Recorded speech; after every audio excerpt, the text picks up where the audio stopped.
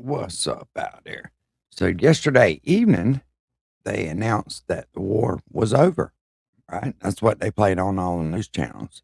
The war is over. So let's just get an update for this morning and see what they're putting out now. On May 25th. All information This was is late up last to date night. as of May 25th, and Russia has issued a chilling warning as it looks like a total annihilation attack could be launched in the coming hours, coming days. Something big with the Russians is 100% happening. We are going to get into the exact details of what we know, the warning that Russia also gave to the Americans, as well as we have new strike footage and comments from Secretary of State Marco Rubio. So we got a lot to get into. Before we get into it, as always, please make sure to like and subscribe. Totally free, cost you nothing. Huge boost to the channel. Let me know all your thoughts in the comments below. How do you want to see this situation handled? What comes next? Let me know your predictions in the comments below. Hit the notification bell. All notifications turned on. You won't miss a thing. And then Instagram, David_Hookstead, XD_Hookstead. That's where you can find me on social media. My DMs are wide open. Reach out with whatever you got. Now let's get into it. So I'm going to put this on the screen. This comes from I-24 News. It says Russia warns diplomats to leave Kiev as it launches massive retaliatory strikes. The warning follows yesterday's attack by Russia, which saw the use of roughly 600 drones, 100 missiles, and the hypersonic Orshnik, which we've talked about at length yesterday, ballistic missiles. So we scroll down here. It says Russia's Ministry of Foreign Affairs issued a stark warning to foreign citizens, including diplomatic personnel, to leave Kiev immediately. This comes as the Russian armed forces launched what it describes as a systematic series of strikes against Ukrainian military industrial facilities, as well as decision-making centers and command posts in the Ukrainian capital. According to a statement by Russia's Ministry of Foreign Affairs, these strikes will be in retaliation for a Ukrainian drone attack on a student dormitory in the Russian-controlled Luhansk region. The ministry blamed Ukraine for the strike on the Luhansk state Penagakal, I don't even know what that university in Starolinsk on the night of May 22nd, which it said killed 21 people, many of them young women. The bloody attack carried out by the Ukrainian armed forces on the academic building and dormitory became yet another blatant demonstration of the terroristic nature of the Kiev regime. So that is what right here, that is what the Russians are now warning of. They are telling everyone to flee Kiev because they plan on launching an unprecedented level scale of an attack on the capital of Ukraine. Now, just the other day, we just covered this in a video yesterday. They used the Orshnik, which is one of their doomsday, one of their new 6 doomsday weapons. They launched 2 of them on Ukraine. New reports indicate they actually launched 3, but 1 failed mid-flight. 2 did strike their targets. The Orshnik, of course, is the missile that is very hard to intercept and goes something like 8,000 miles per hour with 6 warheads in each missile. Now the Russians are saying something even bigger is coming. And in case people think this might not be serious, they contacted the Russians, Sergei Lavrov, their foreign minister, contacted Marco Rubio, our Secretary of State, and notified him that this attack is going to happen. So they are telling all foreigners, the Russians are telling all foreigners to get out of Kiev, which is certainly a sign that something big is on the way. And stick around till the end, because we've got some comments from Marco Rubio as well. At the same time, we are now learning that an official brief on the NATO foreign ministers meeting tells Faytux Network that information confirming Russia is sending / diverting drones into NATO countries was presented at the gathering. So information and evidence has now been presented to several senior leaders of NATO countries that Russia is regularly breaching their airspace with drones. We have covered that at length on this channel. Now the NATO essentially is making it public that yes, all those drone incursions, the drones that have been shot down, those are Russian drones. Those are Russian threats repeatedly violating NATO airspace, and you simply cannot tolerate that. You got to shoot down whatever comes in their airspace. They sent fighter jets into NATO territory twice. They've sent drones more times than we can count. You got to establish deterrence and stakes, and that means you got to shoot down whatever they send in. At the same time, It says Ukraine launching, following the Orshnik being launched, a massive attack is underway. The red is the drones. The blue is the cruise missiles. So they are, without question, firing off and doing what they can. And we have some strike footage right here. It says in the Kursk Oblast, the Ukrainian Air Force MiG-29 Fulcrum hits a Russian drone team with a pair of French-supplied AASM hammer-guided bombs. The airstrikes was called in by the Ukrainian border guards. Let's watch. You can see it coming. And right there. Damn. Direct hit. Let's watch that again. So right there, bomb impact. Dropped by a MiG. Did you know you could be entitled That's to a crazy. 5 or 6 figure payout if you suffered a serious injury at work, like a That's broken bone, crazy. torn tendon, or needed Massive, massive explosion. And then right here, compilation of Ukrainian mid-range drone strikes hitting Russian military logistical vehicles deep behind the front line. Ukrainian drone strikes continue to wreak havoc on the main Russian supply routes in southern Ukraine. So you can see them right here. These are Haven't seen it drones coming. targeting Russian military vehicles. These are the smaller drones. And you can see the impact on the targets right there. Now, next up, I'm going to put this up on the screen. This is some crazy footage showing a Russian Shahed drone hitting a Ukrainian home in the Kiev region last night.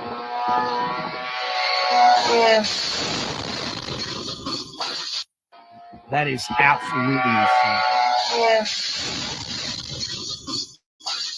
Damn. One last time. Looks like it actually clipped the power line.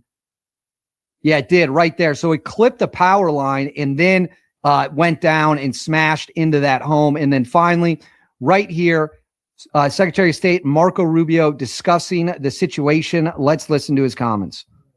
Yeah, the peace negotiations on Ukraine under American leadership. Let me just say, we got involved, okay, because we were told we were the only ones that could do it. We were the only ones that the Russians and the Ukrainians would talk to. So we got involved. They were not fruitful, unfortunately. That's the play. We stand ready to continue to play that role, despite leaks that are not true, despite stories out there about us forcing the Ukrainians to take this position or that position, which are not true.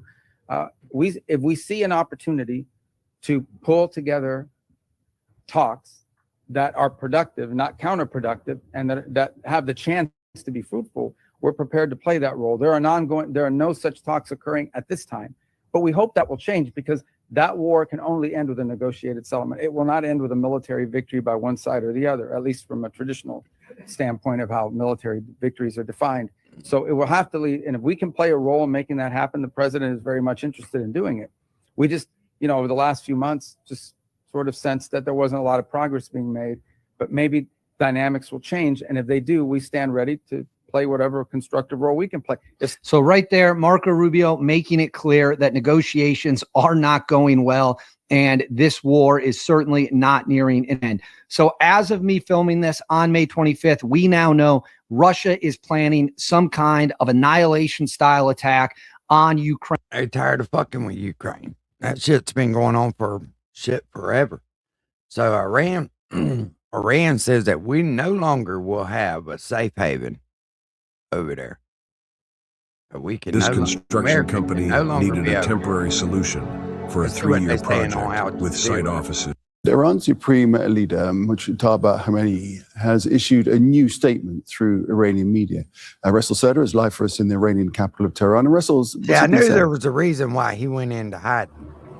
Well, Supreme Leader so far, since being elevated as Supreme Leader of Iran, has never appeared on any video or on any camera. However, he has been releasing the statements, and that statements are usually being read by the state TV. So that is now one of that cases. And so according to the messages that he has just released, so he says that the regional powers will no longer be a shield for the U.S. bases, and U.S. will no longer have a safe haven in the region. So here there are two messages. Simply, that was one of the main point of Iran See, but American news yesterday announced that the war was over. There was a peace deal signed. The war's it's done. Throughout the war, saying that the regional countries must put an end to the American military assets in the region. And now he's saying that the regional powers will no longer be a shield for the United States base, and the U.S. will no longer have a safe haven in the region. That means, so whenever Iran sees a threat, so it is going to retaliate and is going to attack. So the United States is not going to be safe anymore. And then he's talking about the victory of the resistance front, axis of the resistance, and including Lebanon, and saying that the resistance axis has simply taught a lesson to the Americans and the Zionist entity, which means Israel, based on the Iranian narratives. So here, then, he's calling on the Islamic nations, saying that the Islamic Ummah and the nations of the region share many capacities and common interests that will shape the new order and the future of the region and the world. And with sincerity and purity, I invite all the Islamic countries and the governments to the friendship and cooperation for a common good. So then we're seeing that he's talking about the American bases simply to be removed, American military bases to be closed down, and so on. What we are seeing here, his message is simply focusing on a new regional order. And a regional order that is also a post-American order. And so this is indeed what Iranians are frequently emphasizing, saying that now this war has changed strategic environment, and now we are entering to a post-American new regional order. That's Russell Seda with that update from Tehran. Thanks, Russell. All right, so let me back it up right here so it pulls it back up. Because they've been firing at one another. They've been shooting at one another. Back here with some breaking news It was that live. we are Motherfucker, following live for you. footage. This being reported by Reuters' very own Phil Stewart, putting this out on X, saying U.S. forces carry out strikes in southern Iran in self-defense. U.S. Central Command says U.S. strikes targeted missile launch sites in Iranian boats seeking to lay mines. U.S. Central Command says U.S. military will defend U.S. forces while using restraint during the ongoing ceasefire, Central Command says. So activity is brewing right now in the Middle East here, and this all comes as negotiations seemed like they were going in a positive direction. Over the weekend, we heard multiple times from President Trump via Truth Social saying that negotiations were in a good favor, and again, it seemed like it was getting close to the finish line. Now, earlier, President Trump put this out on Truth Social, saying the enriched uranium, nuclear dust, will either be immediately turned over to the United States to be brought home and destroyed, or preferably in conjunction and coordination with the Islamic Republic of Iran, destroyed in place or at another acceptable location with the Atomic Energy Commission or its equivalent being witness to this. Their sound is Joining us now is political analyst Professor Joseph Siracusa. Joe Siracusa, thank you so much for your time. I want to get your thoughts on the president there on Memorial Day. He also, over a Truth Social post, took aim at the Democrats, suggesting that they disrespect our military. Is that fair? No, that's not really fair. Look, on Memorial Day, everybody's very pro-American. I mean, you go to the baseball games and the flags are flying, the Star-Spangled Banner. There'll be some Democrats who just don't like Donald Trump's application or use of the military. But it's not a bipartisan issue. I mean, anybody who's been in the United States knows that Americans are patriotic to the core, left, right, or center, whatever it is. Even the people who don't like America have to pretend to be patriotic on Memorial Day. It's a very bad look if you're not. Look, I want to talk to you about what happened over the weekend. There was yet another major security incident against Donald Trump as a gunman opened fire at the White House. Let's just look at this astonishing vision of a reporter dropping to the ground as shots were fired. That President Trump has said a deal is close, only for the two sides to remain far apart.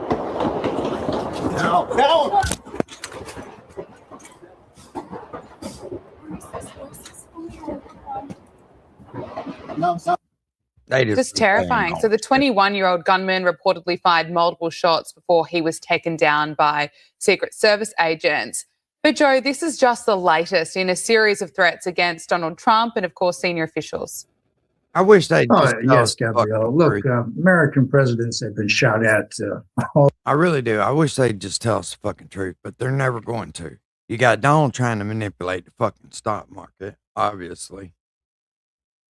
Nobody really knows what the fuck is going on. Good morning, Ford. They tell you one thing and they do the exact opposite. So it just makes you where you don't trust them. You don't believe them. And you can't have that, man. When you got the whole nation that don't believe you and don't trust you. All I mean, 47 Jesus of them, Christ, man. over 250 years. I mean, they are sitting targets. 4 of them have been assassinated in office. About 20 of them have been shot at while they're in office or slightly out of office. These things happen. But what the frequency with this president is, it's very worrying. I mean, as you know, Americans are armed with teeth. How this young man who was having all these mental problems got a hold of that gun is always a mystery to me. Never really moves the dial on gun control, but these things will happen all the time, and we don't even know how many times people have approached to do this and maybe chickened out or something. It's probably even more than that. But look, that young lady on there that you had, she's either very brave or hasn't heard the gunshots before, because just standing there are no fireworks that time of the day around the White House. So she must feel quite frightened now when the adrenaline kicks in, as a matter of fact. I mean, that's quite a picture. Yeah, it's absolutely frightening. I want to talk to you about some Democrats, Tim Walz and Ilhan Omar. They have been silent for days after the Justice Department announced criminal charges against 15 people accused of defrauding Minnesota-run, state-run programs of more than $90 million. What do you make of this story? There are certainly some questions around both of them. But Joe, it's unusual. Why are they so quiet? Well, because they know things. Look, I grew up in Cook County, which was as crooked as a fishhook. And there were all kinds of scams going on in Dick Daley's government. But look, he didn't say anything. It was a Democratic-run town. Same thing in that neck of the woods. If you say anything, you may hear rumors about things, but 15 people taking $90 million. You got to hear stories about that around the corner over coffee and things like that. People probably knew about it, but they didn't want to do much about it, or they'd heard about it. And of course, the people in that neck of the woods, they didn't want the federal government poking in. But look, $90 million is a hell of a lot of money. It is. And concentrated among 15 people trying to fiddle the system suggests to me that it was highly organized too. Nick Shirley's been doing a brilliant job on his YouTube channel, really going to different sites, exposing a lot of the fraud that has taken place. He's called out Ilhan Omar and Tim Walz for staying silent, saying that their silence, I suppose, speaks volumes, really. It's just really not a great look for Tim Walz. This is one of the reasons he's decided not to run again for governor. Yeah, that's absolutely right. His career is over. In Kamala will be footnotes in a history book about the terrible election. But when you're growing up in America in high school, you have to come across certain writers like Mark Twain and Ralph Waldo Emerson. And Emerson had this great quote that we all had to read in high school. He said that what you are speaks so loudly, we can't hear words you're saying. So even if these people try to defend themselves, no one would believe a damn word, because it's quite obvious what's going on. They've either tolerated it or they're part and parcel of all the corruption. And that neck of the woods, I'll tell you what, there's a lot of stuff coming out of there that cannot be explained to anybody. Yeah, and, one of the other points that Nick Shirley made was you'd think fraudsters or alleged fraudsters being caught would be a good thing or a reason to celebrate, yet there's crickets coming from them. I know, that's scary. Let's talk about AOC. Axios is reporting that AOC is taking steps towards a run for president. They described her as someone who has the X factor. So, look, I want to get your thoughts about what this says about the future of the Democrats, but let's just listen to AOC. And so they go out and they need to feed their child and they don't have money. So you maybe have to, they're put in a position where they feel like they either need to shoplift some bread or go hungry that night. That's AOC for you. Joe Siracusa, what are her chances? Well, I mean, she has a good chance. I mean, in the sense of, you imagine how low the bar is in her head to think that she can run for president. I mean, you know, it's a position that a lot of people strive for. I mean, Bill Clinton probably didn't have a real chance, nor did Barack Obama. I mean, they came out of nowhere. Jimmy Carter came out of nowhere. I mean, people dream about this kind of thing, but look, that dream that she has there is probably just public relations. Keep in mind that if you run for the presidency, you get to put it on your resume. You know, she ran for the presidency in 2028. It'll be her introduction on her when she gets her own television show or something. You know, people do that. That guy in Texas did that a couple of years ago and never had a chance. But look, there is something that she is saying that is truthful, and that is a lot of people start to imagine that the presidency has become a performance over the years. You know, you don't have to be a wartime leader in the Second World War or something like that. You know, you can be a businessman or a politician, or hell, you can just come out of left field. So in that sense, you know, people say, hey, you know, it's a brass ring. I'll try to go for it. You know, and Wall Street makes it very clear sometimes that it doesn't care who's in the White House. You know, American fundamentals are good. And, you know, after Watergate and after Bill Clinton got caught with his pants down, the bar for presidency was lowered a little bit. A lot of people go for it now who shouldn't really go for it, but they figure, what the hell? Bill got away with it, and the other and President Nixon got away with it. So let's see what we can do. But look, I think her announcement is that kind of thing that that gives you a smile with your morning coffee. You know, it sort of boggles the brain, and makes you laugh at the same time. It's pretty concerning, though, if people think that they can just do it to raise their profile or because the bar has been lowered. Pretty important job. I'm not sure how strong AOC is with her foreign policy. She made a. Well, you see, you just hit on it. It is the most important job in the world, the leader of the free world. But look, Gabriella, it only has two criteria: that you're 35 years old, you're born in the USA. Isn't it extraordinary? The most difficult job in the world has this kind of meaningless criteria. It is very minimum. You just have to be alive, 35, and born in the United States. I mean, it's extraordinary. Yeah, but the reason that criteria is there is so other people will try to become the president. Because that's what you're told as a kid, right? Oh, you can be the president of the United States if you want to. You start putting all them criteria on there. That the founding fathers had that kind of faith in human beings. Though I think at the end of the day, they might change their mind about the age and that kind of thing. But it is extraordinary. Let's turn to Iran. Today, the US has launched what the US Central Command described as self-defense, strikes in southern Iran. The CENTCOM spokesperson said that US forces conducted self-defense strikes in southern Iran today to protect our troops from threats posed by Iranian forces. Joe, how serious is this? It's not really a great sign for peace talks. No, it's not. It's kind of like, Mike Tyson, the great fighter, used to say that once you get punched in the face, you don't really have a plan B. This is the CENTCOM commander, who's in charge of 21 nations, by the way. He looks over American interests in 29 nations between the Indo-Pacific and North America. And he sees that American troops might be in danger, American assets might be in danger, and he's taking a preventative position, as a matter of fact. But look, let me say about these talks, they're not going anywhere. I mean, I'm going to predict something here. We're going to have neither war nor peace with Iran for many, many years to come.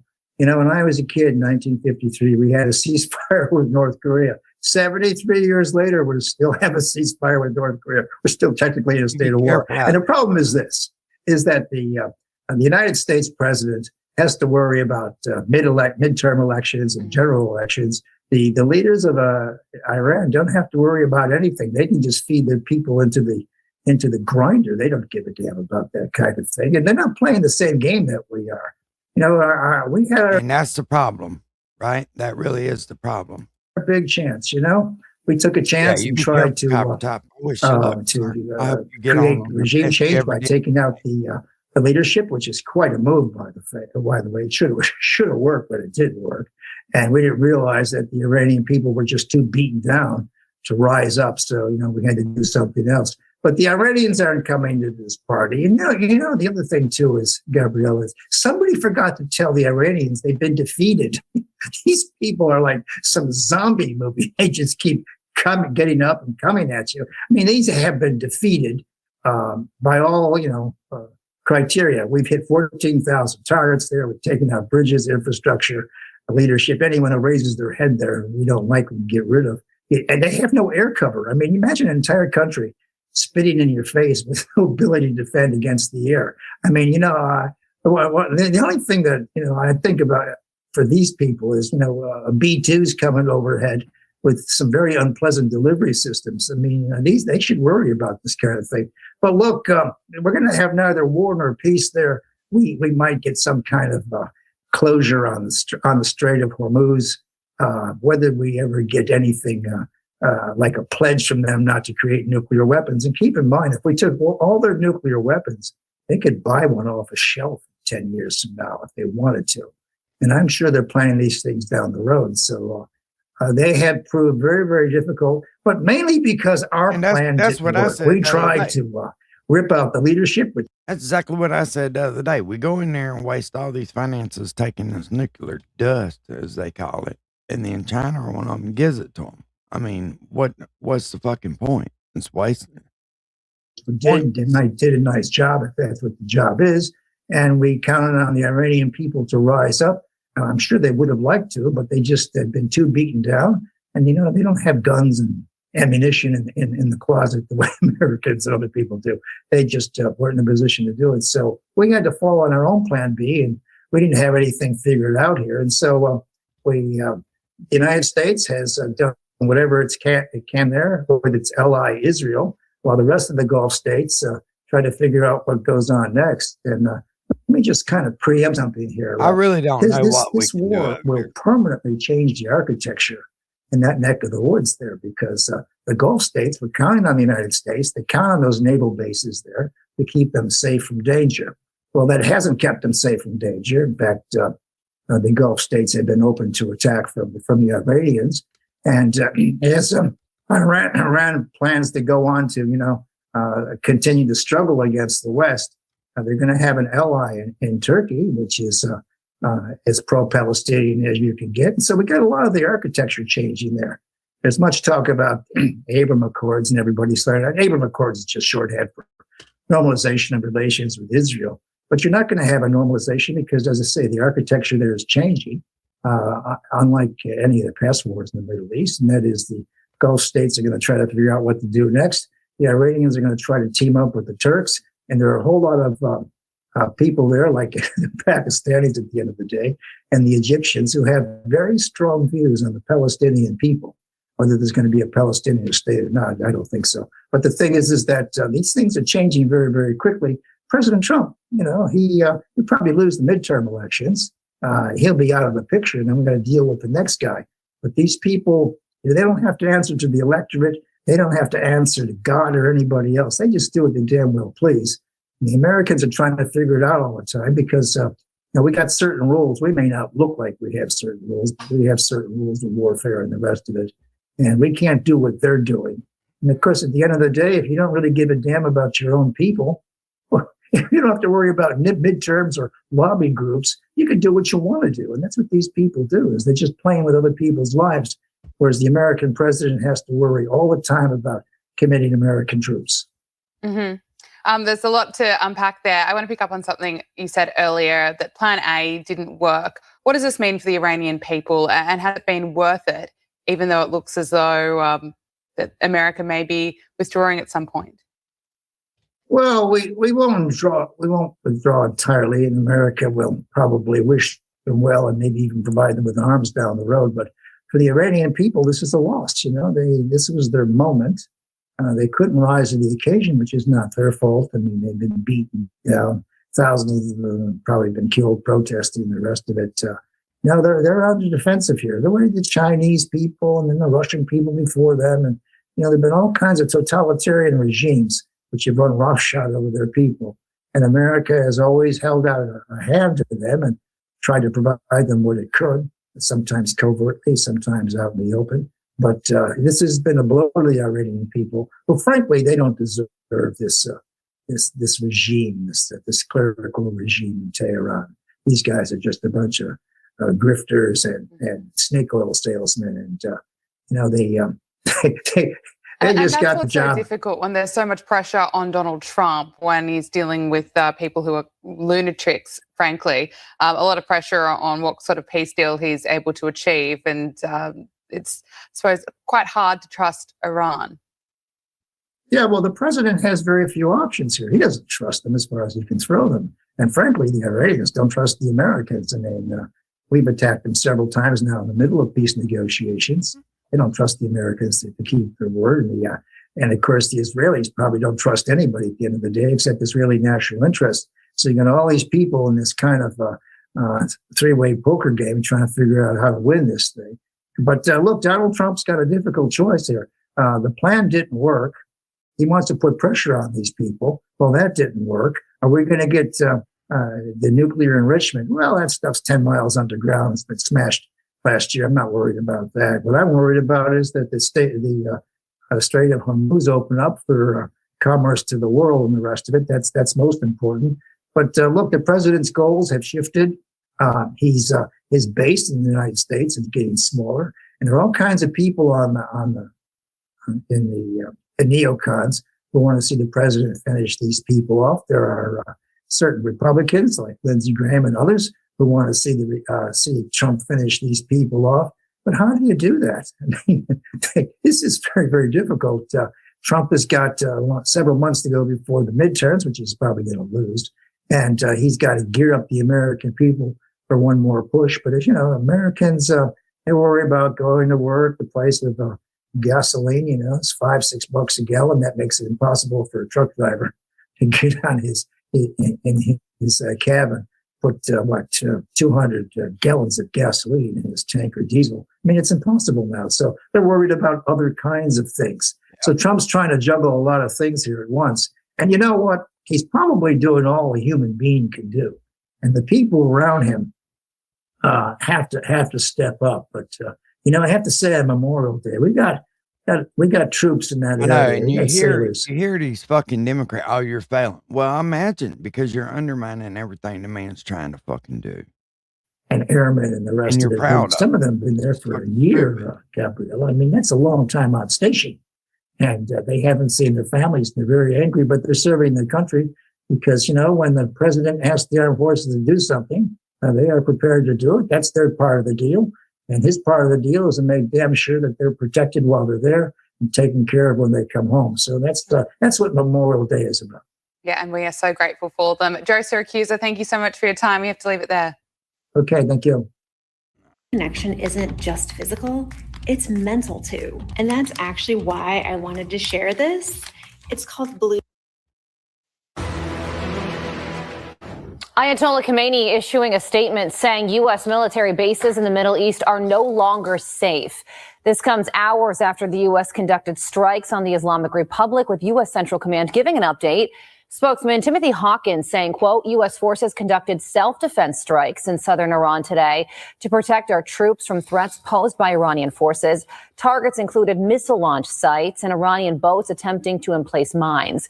U.S. Central Command continues to defend our forces while using restraint during the ongoing ceasefire. Meantime, the commander-in-chief writing on Truth Social, quote, the enriched uranium, nuclear dust, will either be immediately turned over to the United States to be brought home and destroyed, or preferably in conjunction and coordination with the Islamic Republic of Iran, destroyed in place or at another acceptable location, with the Atomic Energy Commission or its equivalent being witness to this process and event. Former NSC Chief of Staff under President Trump, Alex Gray, joins us now. Alex, do these latest strikes put the ceasefire in jeopardy?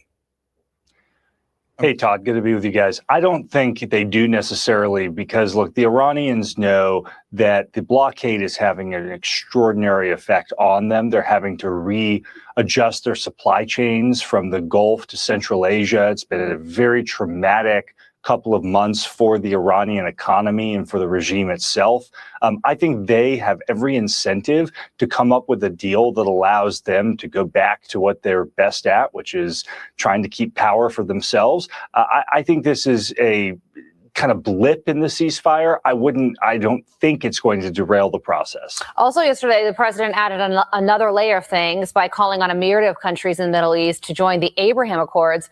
Writing on Truth Social, I stated that after all the work done by the U.S. to try and pull this very complex puzzle together, it should be mandatory that all of these countries, at a minimum, simultaneously sign on to the Abraham Accords. It may be possible that one or two have a reason for not doing so, and that will be accepted. But most should be ready, willing, and able to make this settlement with Iran a far more historic event than it would otherwise be.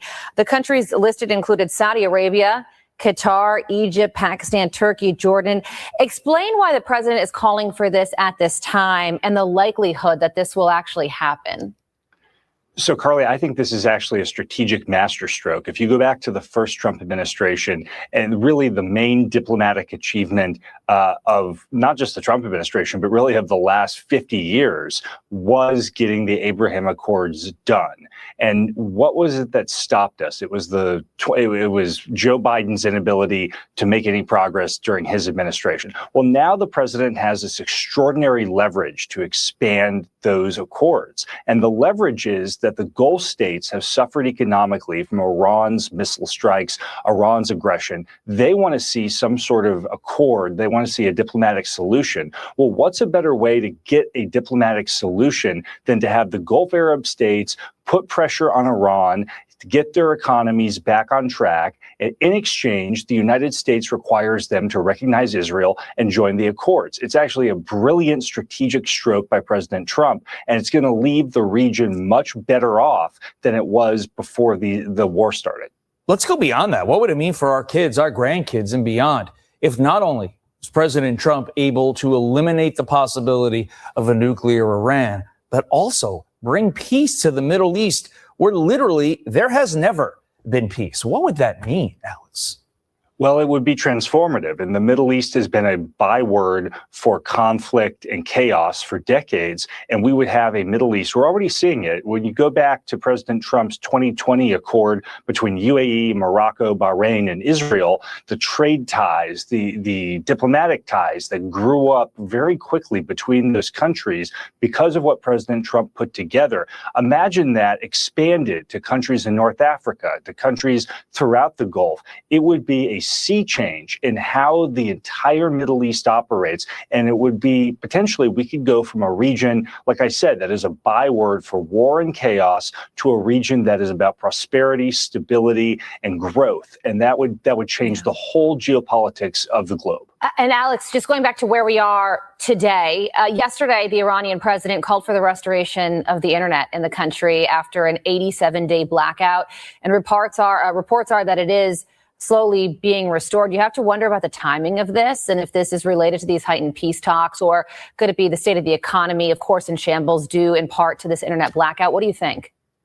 Well, look, the blackout that the Iranian regime imposed did a tremendous amount to damage their own people, to damage the economy that was already suffering from their own mismanagement.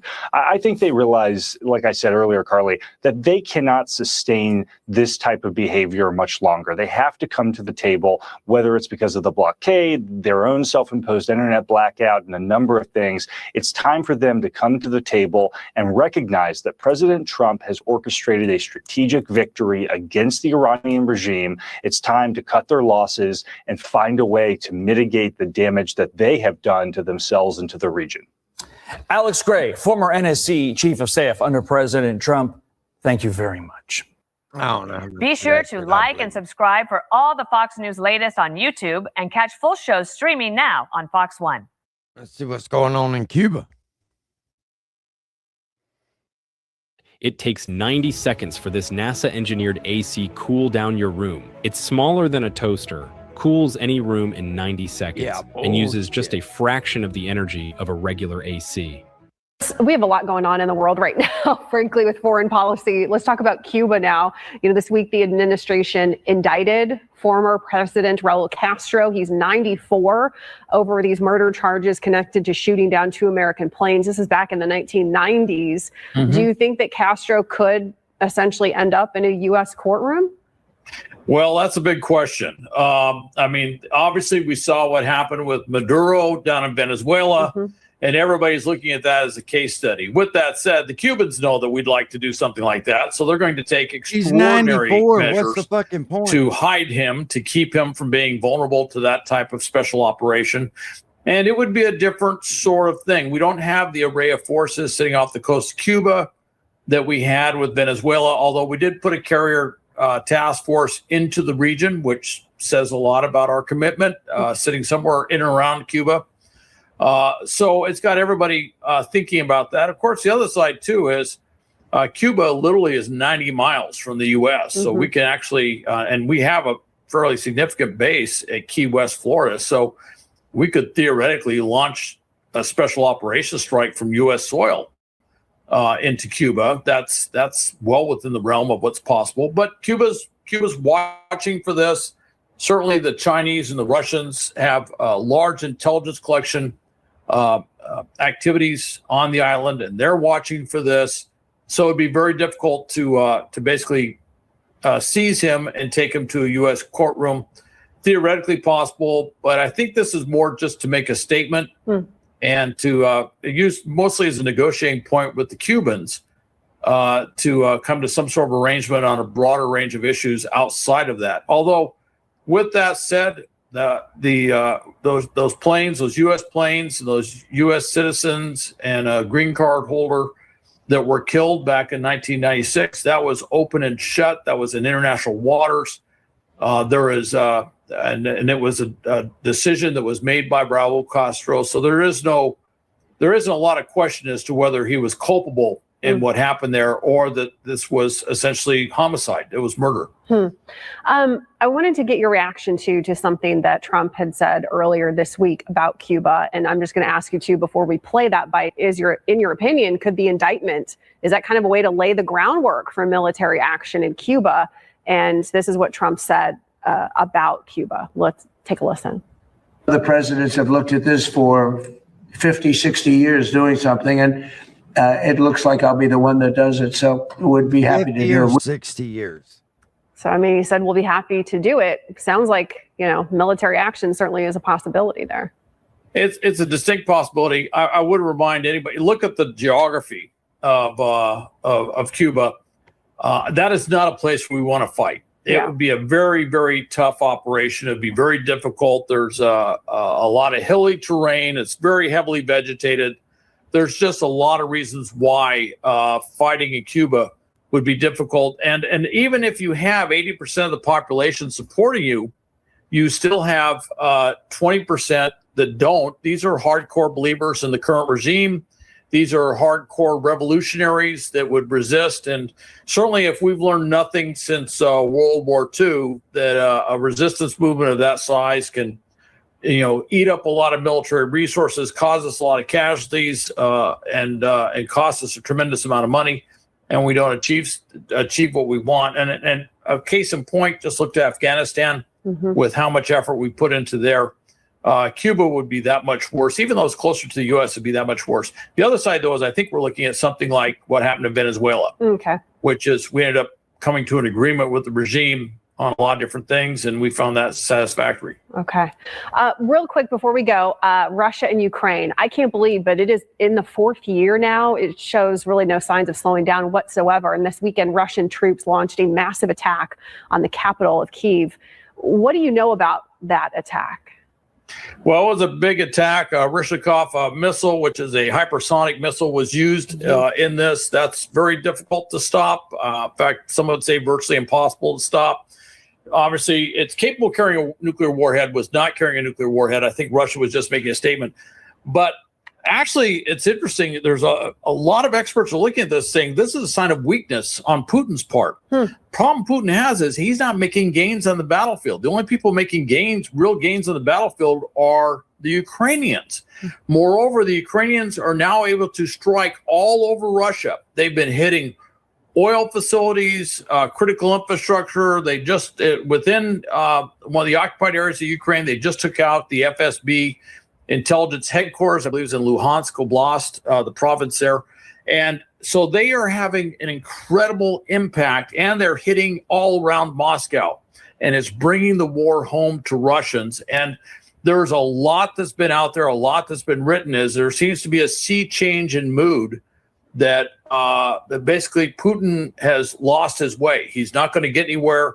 And they're saying, nobody's saying there's a coup that's going to happen tomorrow or something like that. But what they're saying is amongst the elites, amongst the supporters of Putin, that they have clearly lost enthusiasm for whatever he's doing and that his days are numbered. And they see Ukraine, a lot of them just see it as kind of a lost cause. Yeah. Well, again, fourth year, I don't think anyone ever imagined that they'd be here and that Ukraine would hold on and be even on the offensive in some cases. So it is fascinating. Hal, thank you so much for joining us here. I know we covered quite a bit, but we always appreciate your insight. It's good to see you.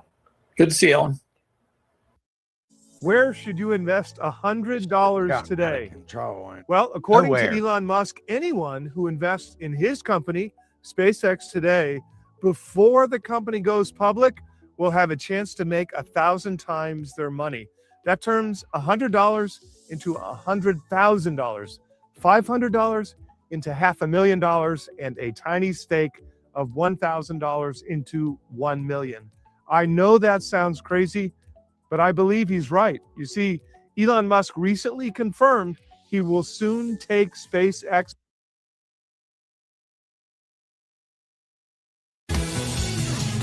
Big news here. The DOJ officially indicting former Cuban leader Raul Castro for the 1996 attack on 2 civilian planes that killed 4 men, including 3 Americans. Chanley Painter joins us now with all the details. Hi, Chanley. Hey, guys. So the charges against the former Cuban president come as the U.S. aircraft carrier USS Nimitz and its strike group also arrived in the Caribbean this week, adding to the escalating pressure by the Trump administration on Cuba's socialist government. The indictment against the now 94-year-old Castro alleges that when he served as Cuba's defense minister, he authorized the use of deadly force on 2 small planes operated by Miami-based exiles who had been dropping pro-democracy leaflets over Havana.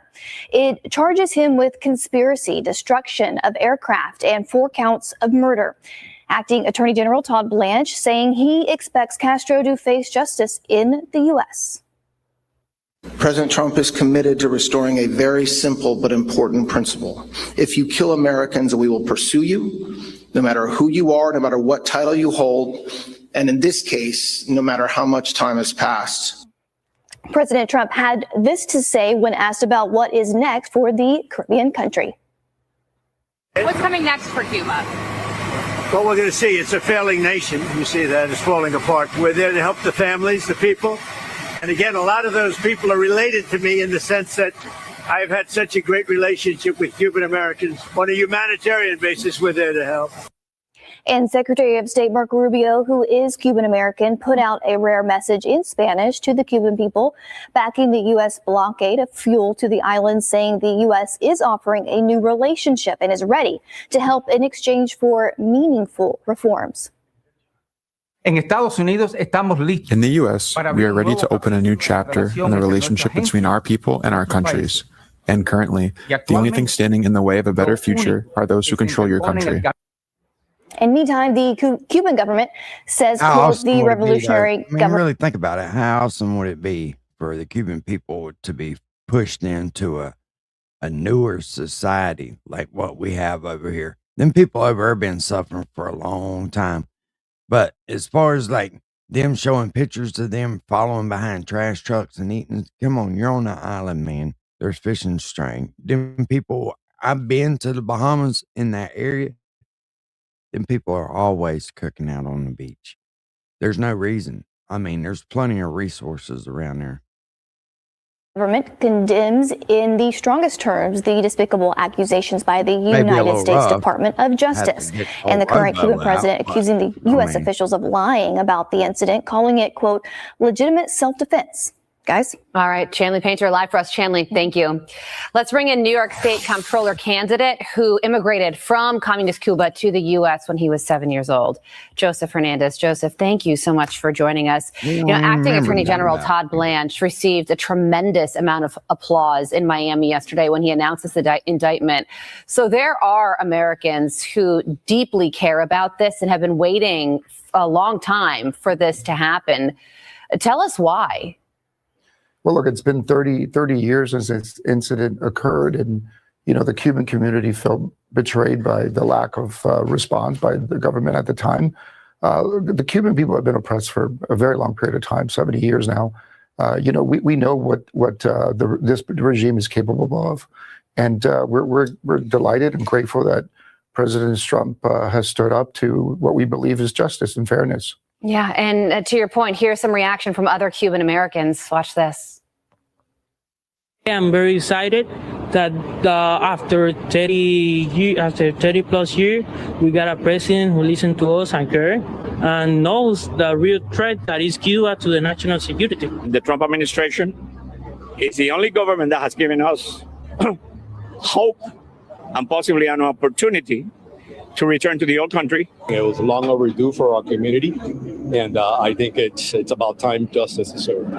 Yeah, and the guy in the middle, you could see he was getting emotional over this news. Yeah. And, we can all understand why the Cuban people would want the mantle of communism removed from their country. Why should Americans care about this? Well, Americans should care because, it's ironic that socialism and communism it's in the final days of its life in Cuba, and yet we're seeing it give birth in New York City and in New York, which is the reason why I'm running for this particular office. It's ironic that how quickly we forget the history and the evils of communism, because communism at the end of the day is an evil ideology. It's killed over 100 million people. I always like to compare communism and capitalism. Capitalism has brought 1 billion people out of poverty. Communism has killed. The other day, it's funny what people will fight for when they really don't know what they're fighting for. And I promise you, when they get it, they're not going to want it. They're going to wish they hadn't have done that, but by then it's too late. Because once you do something like that, it's so hard to turn back the hands in the tide, People need to wisen up, man, and realize really what's going on. Killed 100 million people, and we forget that. History is forgotten so quickly, and we need to be I've said it reminded before. of that I'd daily. love to go back. Are you surprised when you see socialist ideas? I was going to say creeping in, but even more than just creeping into American politics today. Absolutely. I just it turns my stomach to British hear these people talk about collectivism and the warmth of collectivism. Again, socialism has killed so many human beings, has destroyed so many lives. The Cuban American community and the Venezuelans, we understand this firsthand. We've lived through the evilness. We made a mistake. We want to go back. Once you do that shit, it'll take years and years of socialism and communism. And, America's fought against this ideology for a very long period of time. And it's just sad and unfortunate that it's creeping into our society. And, those of us that have experienced it, we're standing up and we're saying we're not going to accept that ideology here in America. America was the birth of capitalism. And, we were developed on the concept of the individual and hard work and grit. Those are the counter ideologies of communism, and we got to stand up. We got to stand up to fight and this quickly, crazy Joseph. ideology. Absolutely. I can imagine this indictment. I'm sure isn't coming down at any random time. It's coming down as the Trump administration puts pressure on the Cuban government. So, what do you think is next for Cuba when it comes to the people and the protests taking place and the future of the country? Well, look, the Cubans are resilient people. One of the things that really is common amongst the Cuban Americans, we love this country. We love America. We're probably some of the most loyal Americans that exist because, again, we've seen the evilness of communism. And, I think you're going to see a rapid transition. I think you're going to see some internal conflicts. I think there's enough motivation here for people internally to stand up. I really believe that this is the first step, the first chapter in a transition to a free Cuba, and we're delighted and excited to be witnessing a historical moment. Yeah, and for the first time in 70 years, senior leadership in the Cuban regime has been charged in the United States. So a big moment yesterday. Unfortunately, it's going to be a little while, Kathy. And that's the thing, right? That's how they get to you, is by they put pressure on you like that. So it changes, makes you go against all your morals because you're looking for a little relief. And I get it. Trust me. I get it. Gas is $4.50 a gallon here right now. But you have to remember, I went through, or you did too, with Obama for fucking 2 years. You know what I mean? It's unfortunate for sure. Yesterday, and we will watch as it all unfolds. Joseph Hernandez, thank you so much for joining us. Be sure to like and subscribe. This was from 1996. The e-bike charger is broken. Want to fix it yourself, but don't know Hey, which like I say, component I don't is have faulty. answers. For this inductance tester, it's super easy. All we can do is just try to get by.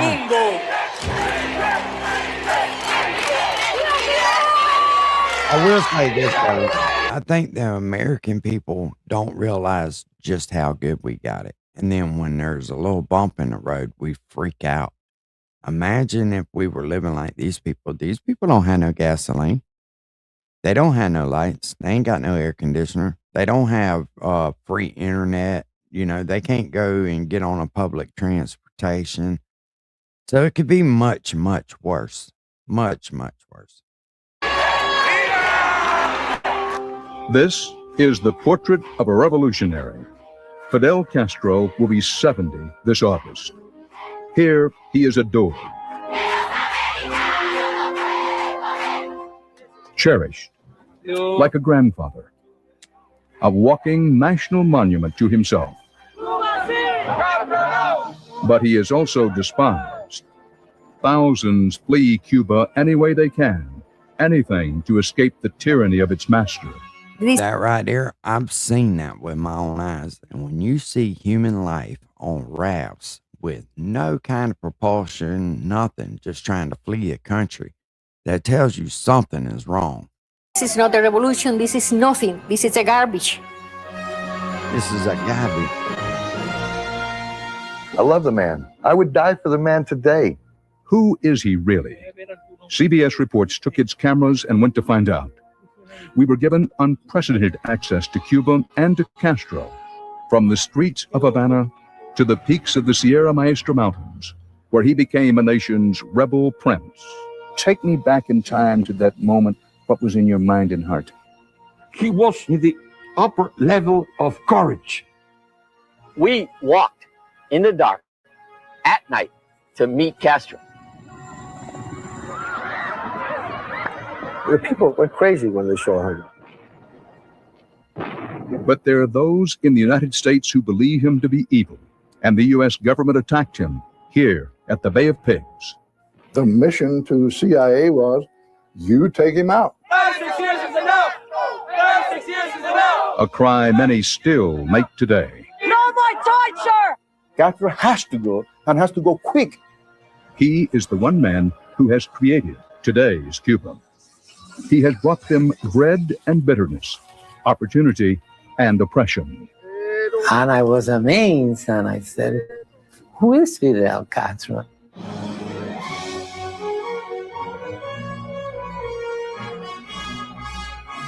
CBS Reports presents The Last Revolutionary with CBS News correspondent Dan Rather. What's up, Dan?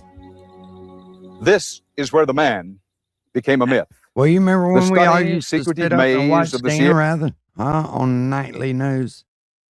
Y'all remember that shit? Sierra Maestra Mountains, the cradle of the Cuban Revolution. Good times. Fidel man, Castro good emerged times. from here, talking and shooting his way to center stage almost 40 years ago. The U.S. government has spent billions trying to get rid of him. He infuriates, he fascinates, and as politicians go, he has lived in the spotlight longer than anyone around. Yet, for most of us in America, he's still pretty much a caricature. A beard, the now gone cigar, a green uniform. Tonight, CBS Reports takes you into the heart of the myth and the life of the man. Many outside of Cuba call him a dictator and worse, but here he is Comandante, Compañero, or most often simply Fidel. At La Plata, 3,200 feet up in the Sierra Maestra, 400 miles east of Havana, Fidel Castro and I met to recall the days he spent here. We are in one of the main places here of our struggle. We walked the paths he'd walked before. This is the Cuban Revolution's Holy Land. From these mountains, Castro's guerrilla army took a dream and gave it life, made it known in every village, made it real in every home across Cuba. At the beginning, our headquarters moved with us. Why did you come here? Because I had thought about the possibility of guerrilla warfare on a field like this. We knew all the roads. We explored the grounds. In the night, practically with my eyes covered, I could follow my way around here. What were you trying to accomplish? To set up a system of social justice, a system that would give people dignity.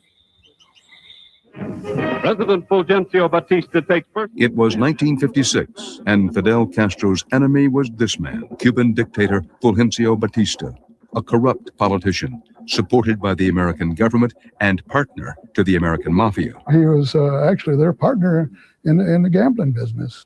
Top mob lawyer Frank Regano recalls a Cuba that was a mafia paradise for gangsters like Meyer Lansky and Santo Traficante. Nah, say it ain't so. Not the fucking mob.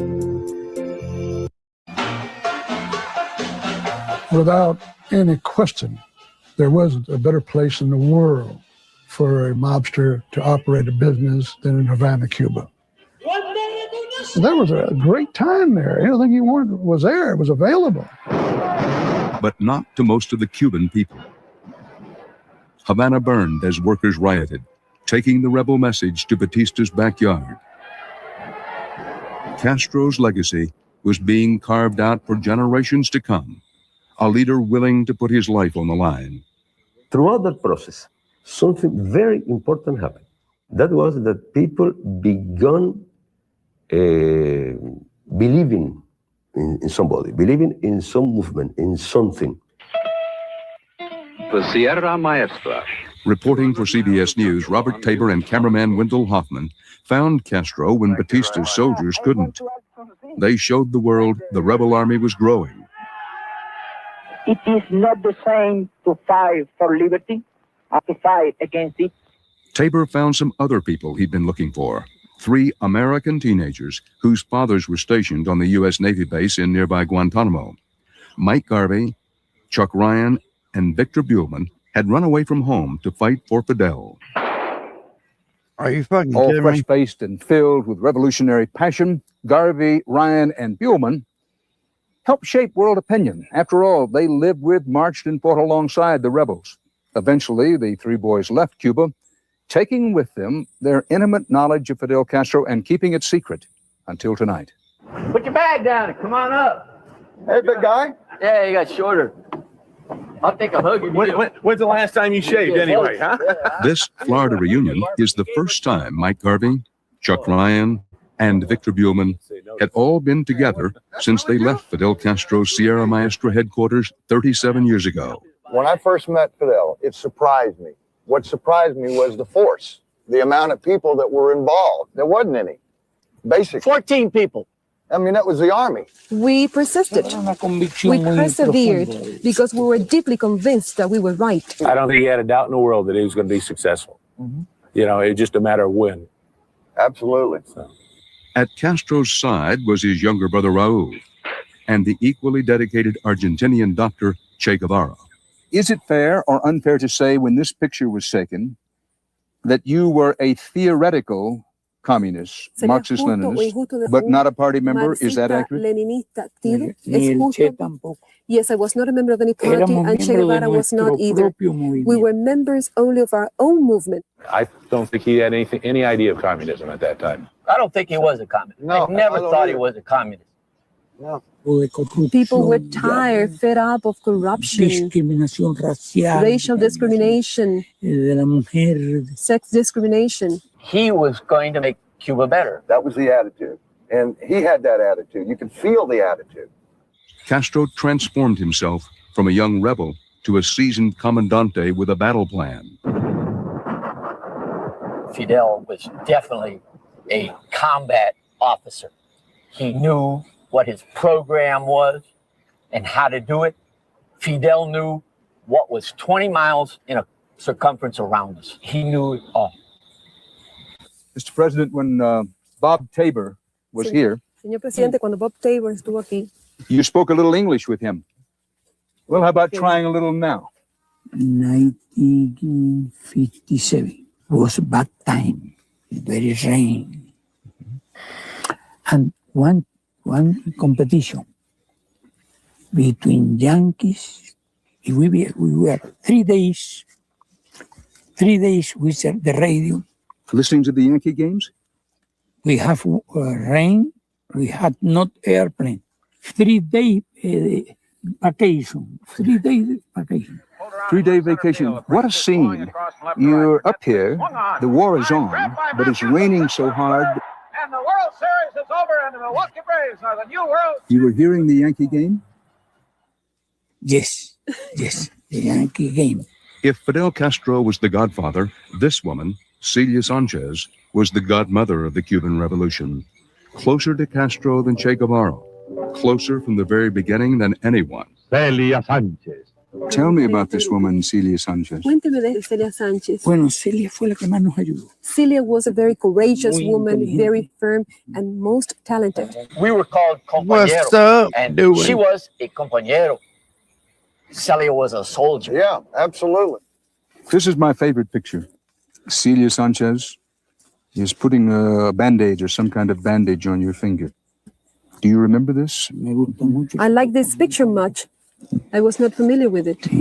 Were you romantically involved? Were you lovers with Celia Sanchez? Y usted no piensa que yo me puedo reservar algunas cosas. And do you think I should keep some things to myself? Yes, I do think you should keep some things to yourself. Sí, And I seguro que lo respect the creo. answer very much. Y respeto mucho esa pregunta. It's cloudy over the mountains. It's beautiful in that direction. In my many conversations with Fidel Castro over the last 20 years, I've never seen him so personally reflective as in these mountains on this day.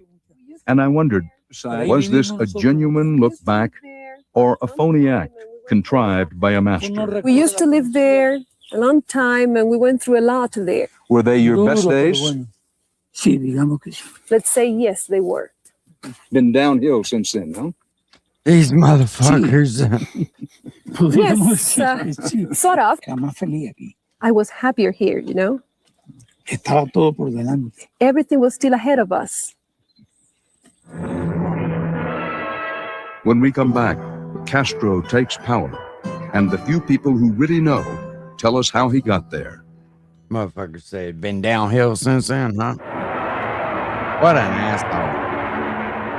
Now Batista has fled. A new leader is on the scene, Fidel Castro. The first week of January 1959, Cuba would be changed forever. A liberator had come, and those who had fought for Castro would never forget it. It was fantastic to see our people triumphant. All those guys we knew on the trucks, everybody. You come into Havana a conquering hero, like a Caesar. It was a happy day for everybody. Pero ya era la culminación de algo que But it was the culmination of something that we had been working for years. These are the last socket organizers that you're going to need. You get a 6-piece set of magnetic socket holders Oh that are my clearly labeled so you know what goes where. These are good. Fidel Alejandro Castro Ruiz's life, like the life of the revolution itself, began in the countryside on his middle-class parents' sugar plantation. CBS Reports found these photos of the young Fidel. We talked with the handful of people who were there as Castro grew to power, beginning with his big brother Ramon. He used to like all the sports, basket, football, baseball, hunting. He loved exploring the mountains. He was always going up the mountains. A brother who still works at his side as a top administrator of Cuba's agriculture. But there is also a sister whom he banished from Cuba when she dared to question his total power. He is not the same Fidel. He's another person. The power that he wants, doesn't matter the price that he's paying or he's going to pay for this, the power will kill him. Quite often we came down these stairs on protest, students' protest. Castro took me to the milestones of his life. You remember the first time you walked through here? ¿Recuerda la primera vez que entró por aquí?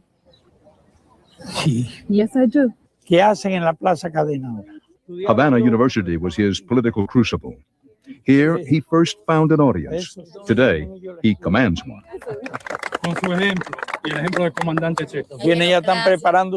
His old college classmates recall a tireless, bold, sometimes brutal Fidel.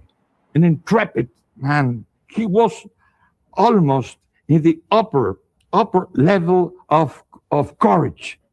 Luis Aguilar Leon was a classmate too.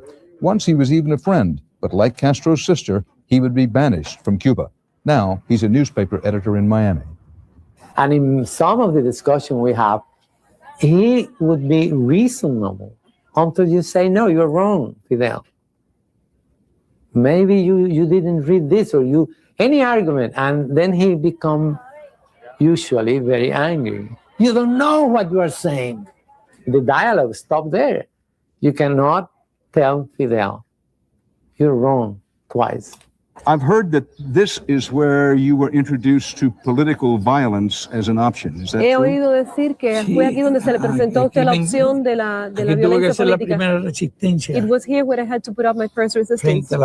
He had a pistol, a 45, and he put it on the table. I remember that. And we went into the streets. And there were so many clashes with the police that got beaten once. But he would not be stopped. His rebel roots ran deep. This is a government mugshot, Fidel Castro, just an everyday street thug to Batista. What's the charge? Cosas sin importancia. Well, negligible things. Atacar el regimiento del Having attacked the main regiment of the Moncada garrison, to overthrow Batista and to start a revolution. As you see, very light charges. It was July 26, 1953. Castro led fewer than 200 men in a brash assault against the Moncada, one of Batista's main military bases. Cuba was caught off guard by the fiery new rebel. This speaker, lawyer, dreamer with a gun. 6 days later, he was Batista's prisoner. We should have killed ourselves before becoming prisoners, but we did not have the chance. And afterwards, while we were in prison, we denounced all the crimes. Everybody was demanding amnesty for us. Batista granted that amnesty under public pressure, a political gamble he would live to regret. Do you recognize this man? I think it's me, and I think it's in New York. Castro put on a suit and headed to America to buy new weapons, build support, bring his dream back to Cuba. Yeah, it sounds like All he's a those fucking ideas warrior. about Cuba, how to make a revolution without a gun, because we did not have a gun then, and we did not have a penny. You were building the revolution $1 at a time. Juan Cabañas remembers the midnight knock on his parents' front door. He always said, if I leave, I'll get there. And if I get there, I'll enter the country. If I enter the country, I will gain victory. It was December 1956 that he invaded Cuba with 82 people, 82 men in a boat. So this is your ship of dreams. The motor yacht Grandma is sealed under glass in downtown Havana, a shrine to Fidel Castro's audacity and self-confidence. Setting out from Mexico, 82 seasick compañeros returned to Cuba. You had weapons, 82 people, some oranges, fuel. You have to have fuel. 82 personas, combustible tenían. Combustible el mínimo para llegar. The minimum, the indispensable minimum amount to get to Cuba. In an endless mangrove swamp, the rebels ran aground. After a week back in Cuba, only 21 men of the original 82 were left to fight. They clawed their way back to the same mountains where Fidel played as a boy.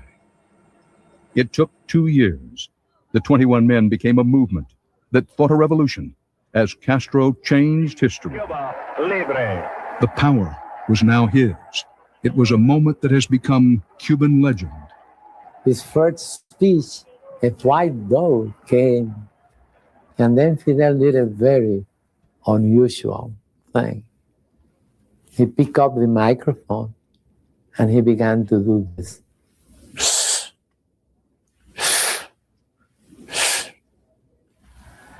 And then silence began to expand.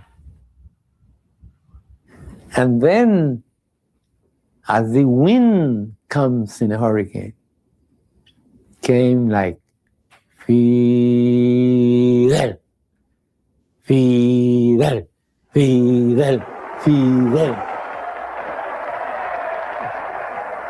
I thought we are doomed.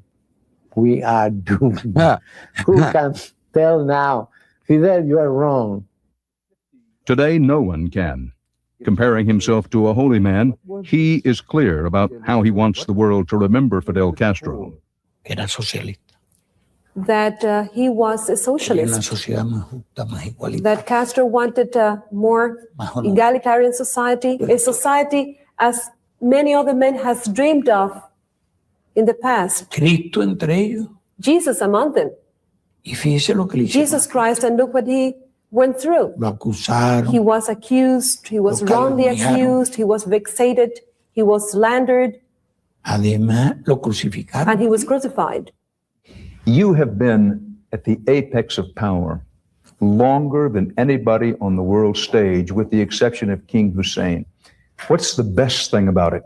Primero, tener un sentido de la independencia. First, to have a sense of independence. Y de la libertad. And of freedom. Y sentirnos dueños de nuestro. And to feel that we are the owners of our country. And what's the worst thing about it? No haber cumplido todos los sueños. Not having been able to accomplish all my dreams. Porque uno sueña mucho. Because one has many dreams. When we come back, the dream becomes a nightmare for thousands of Cubans. And America invades here at the Bay of Pigs. This is not just I've heard of about that, Bad blood Pigs. flow. I ain't That is never really important. This looked is a into it 4-in-1 too much. for the brain and body. It's 3 times stronger, 5 times faster, and 8 times longer lasting than the generic stuff that you find on the market. And you're ready to go in about 15 minutes. So time it wisely. And getting it is super easy. You answer a few questions online, and then there's a licensed medical professional that reviews it. They ship it to you to your door very discreetly. No one has to know you're taking it. And that's it. So go gold at BlueChew.com. BlueChew.com.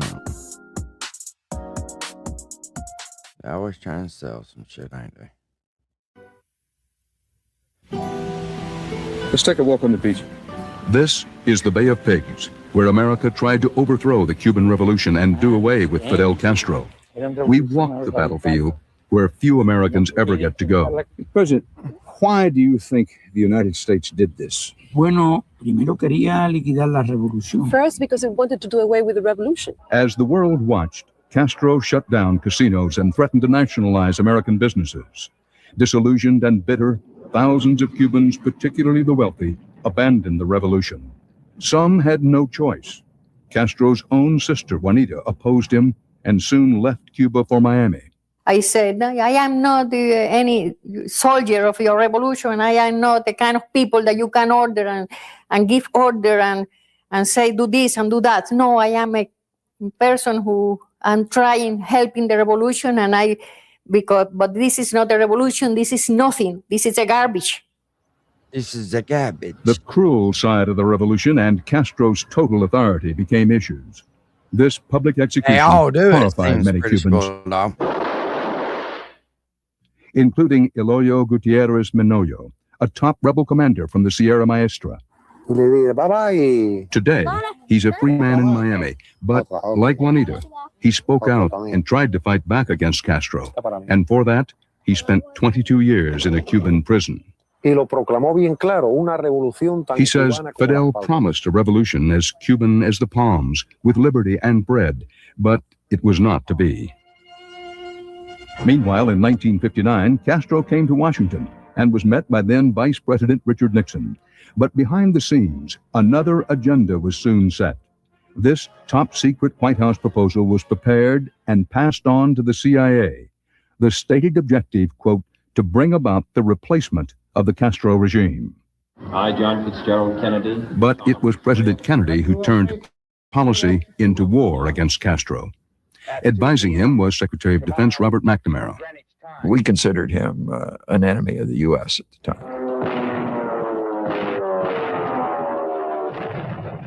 It was April 17, 1961. Brigade 2506, a group of 1,500 CIA-trained exiles, invaded Castro's Cuba along this beach. I was the first one on the beach. The policy from the top was this man has to go. And the mission to CIA was you take him out. This museum is Cuba's national symbol of America's will to destroy Castro and his will to resist. Me despiertan y me dicen que están desembarcando. They woke me up to tell me that there were landings. A esa misma hora, At that same moment, antes del amanecer, before dawn, estaban todos los aviones en el aire. all of our planes were already in the air. Did you or did you not think to yourself, well, this could be the end of me? No, No. no tuve la menor duda. You know, I never had any doubt Sabíamos que cualquiera que fuera, that we would una win. lucha larga. It was another crystallizing moment. Fidel, the new president, was still a rebel, risking his life in the enemy crossfire. Y a mí me gustaba disparar con You know, I enjoyed shooting with a tank because it's like the telescopic fight. You can really aim at the target. Then requests came in for application of U.S. air power and sea power. And President Kennedy absolutely refused. They wanted him out, but the hand of the United States was not supposed to be exposed. No one in the world were supposed to think that we were behind it. We used to laugh about that. Without air cover and U.S. military backup, the Brigade of Exiles was trapped, and within 5 days, most of Brigade 2506 were Fidel Castro's prisoners. Why did you come to Cuba? Well, I came to Cuba because they told me that everybody here was against Castro. The CIA had, in effect, predicted that the Cuban people would be so pleased at the opportunity to overthrow Castro that they would rise up in support of the invasion force. It became very clear that was a misjudgment. The American failure here at the Bay of Pigs was a foreign policy disaster. To many people around the world, it made Fidel Castro a hero. He was now David, having beaten back Goliath. And the event gave Castro a permanent place in the American political landscape. It also solidified what is still to this day a strange, enduring mutual fixation between Castro and the United States. Now, as for President Kennedy, he felt embarrassed and was furious. His response was to turn again to the CIA, and the covert agency reacted with a vengeance. And there were no holds barred, as far as I remember, in terms of the words "get rid of." Sam Halpern was a top officer for President Kennedy's CIA. The U.S. war against Castro went from the public humiliation of the Bay of Pigs to the secretive world of sabotage, codename Operation Mongoose. Mongoose, as a whole, across the board, was to get rid of Castro and the Castro regime. That was the ultimate purpose. The Mongoose program was a multifaceted program to weaken the Cuban government, infiltrating agents, introducing explosives. We ran raid after raid to destroy targets. We ran 2,124 operations. The U.S. did undertake assassination attempts directed against Castro over a period of years.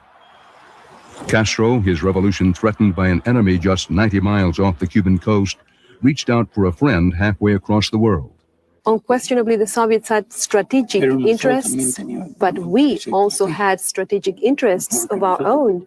Castro believed then and believes today that the U.S. was planning to launch another full-scale invasion against Cuba.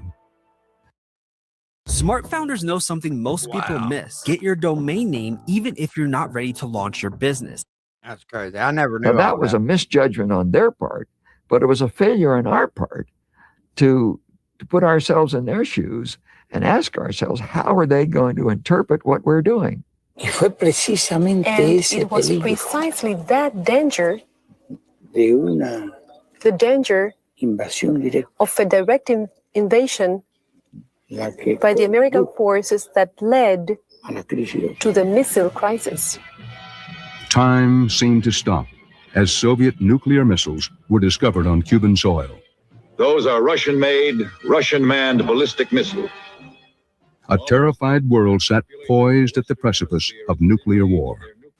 Should these offensive military preparations continue, I have directed the armed forces to prepare for any eventuality. Do you agree or disagree with Kennedy advisor Ted Sorensen, who said during the missile crisis, for the first time, the United States and the Soviet Union looked down the barrel of nuclear war? I would agree with that. Mr. President, would you have eventually made an alliance with the Soviet Union anyway? We would have made no alliances with anyone if others had not tried to destroy us. It was then that I declared the socialist character of our revolution. Fidel Castro's Cuba would receive an estimated $40 billion in Soviet aid over the next 27 years. Caught up in the wake of the Cold War, Castro seized the moment. The dream suddenly had a world-class backer and a world-class enemy, and the dreamer from the mountains was an international player.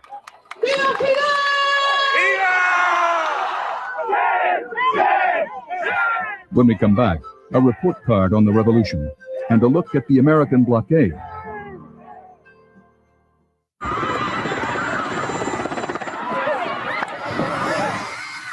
Yeah, I mean, that shit is wild.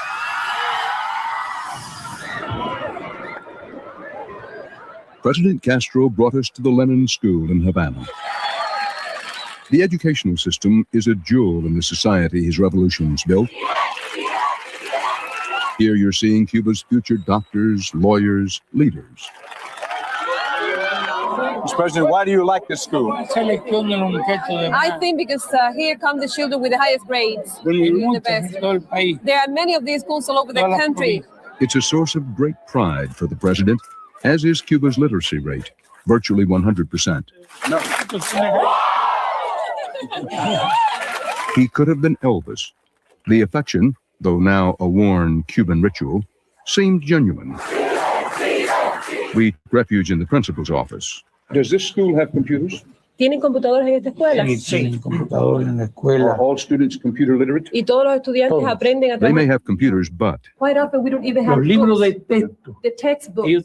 books, jobs, everything's been scarce since the Soviets pulled the financial plug 5 years ago. And what are these students being trained to do? En primer lugar, buenos revolucionarios. First of all, good revolutionaries. Sí, pero no le diga eso. But you should not say that to Dan Rather. Come on.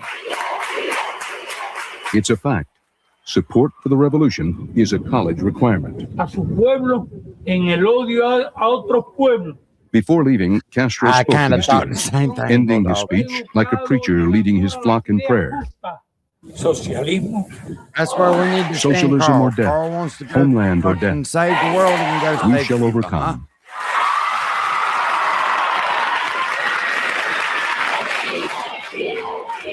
Although the students seemed deeply moved by him, it's impossible to tell how many of them would actually be willing to die for Castro's socialism. From the crowded heart of Havana to here, Castro's revolution has brought education to even the most remote areas.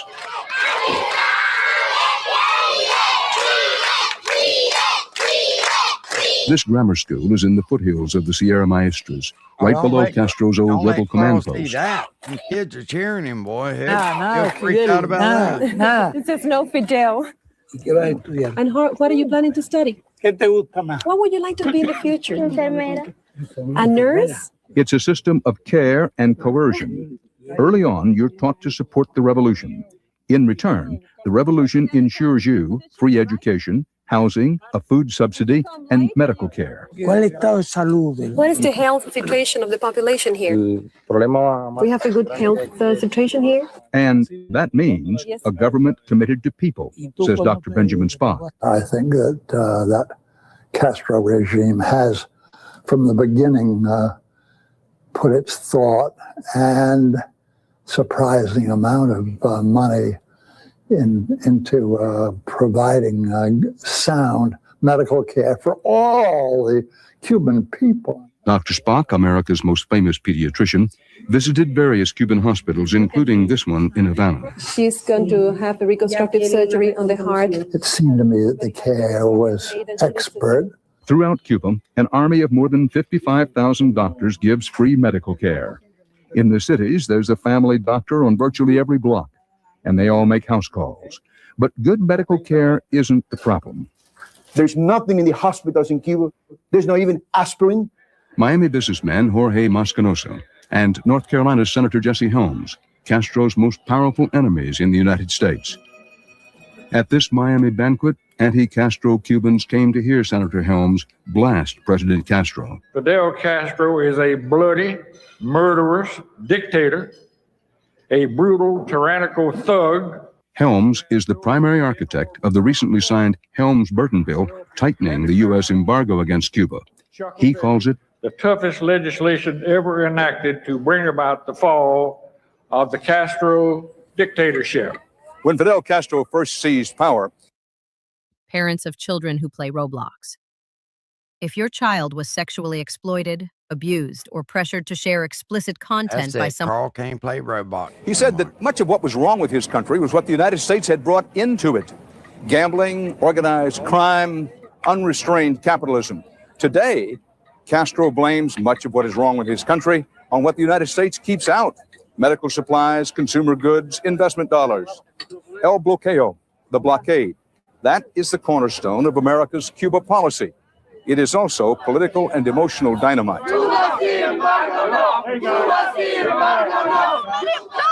These people don't see the embargo as a political tool for getting rid of Castro. They see it as a moral outrage. We don't have to ask for a license to do God's work. Reverend Lucius Walker and his supporters are waging what they see as a moral war against the embargo by breaking it as publicly and as often as they can. Last January, they were here at the Mexican border trying to cross with computers for Cuban hospitals. Administration after administration has imposed this blockade, which is making life in Cuba very, very severe. Poolside at the Hotel Nacional in Havana. The man in the red shirt is an unlikely ally of Dr. Spock and Reverend Walker. The issue of Cuba is no longer the sole domain of left-wing liberals. John Kavalek is big business's man in Havana. His mission? To bring Yankee capitalism back to Castro's Cuba. Companies like Archer Daniels Midland, McDonald's, General Mills, General Motors, Ford, Chrysler, you name it. There isn't a single CEO of an American company that doesn't want to return to Cuba as soon as possible. It all looked possible until this happened last February. Castro's Air Force shot down 2 civilian planes belonging to a Cuban exile group in Miami. President Clinton retaliated by signing the Helms-Burton bill into law. It sends a strong message to the Cuban government. We will not tolerate attacks on United States citizens. So for now, Castro and American businesses' dreams of U.S. dollars fueling Cuba's economic revival are on hold. But you know what? Cuba will continue to resist. Y va a durar mucho más. And Cuba will continue to be here, not go down the drain. Hay que esperar. We need to wait. When we come back, the Americans who fought with Fidel 37 years ago return to Cuba. Welcome back. Yes, indeed.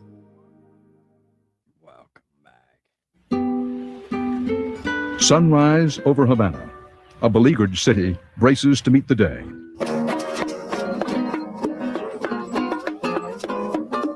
Behind the wheel of an antique American car.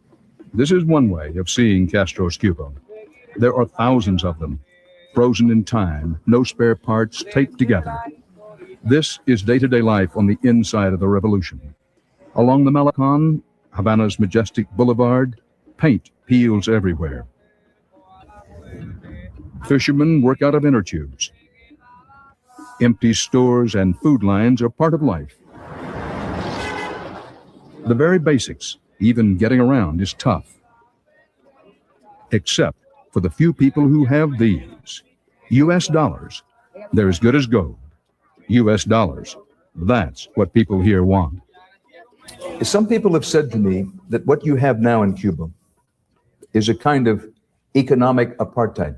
One part of the society that's able to deal in hard currency and in dollars. Es decir, una parte de la sociedad tiene acceso a moneda dura y a but one dólares. part cannot do that. Is this true? ¿Es cierto esto? Es verdad.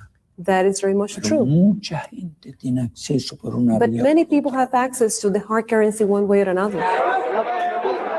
Some Cubans get dollars mailed from relatives in the United States, but from the eager hotel workers to the young beggars to the freelance prostitutes who hustle along the Malecon, the hunt for the Yankee dollar is full-time business, just like before the revolution. In the countryside, life today is rooted in sugarcane, just as before the revolution.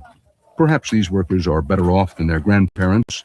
They will be fed and clothed and cared for, but only a handful will escape the hard labor of the cane fields. Fidel Castro gets out to see the sugar workers whenever he can. These campesinos have always been the bedrock of his support. Fidel landed on their ball field and, as always, was greeted with frenzy and love. About how much a day do these workers make? 10 pesos, 12 pesos, that's the average salary, 12 pesos a day. That's about $15 US a month, with more paid according to productivity. In order to make money to prop up the revolution, Castro is encouraging tourism. This is the other Cuba.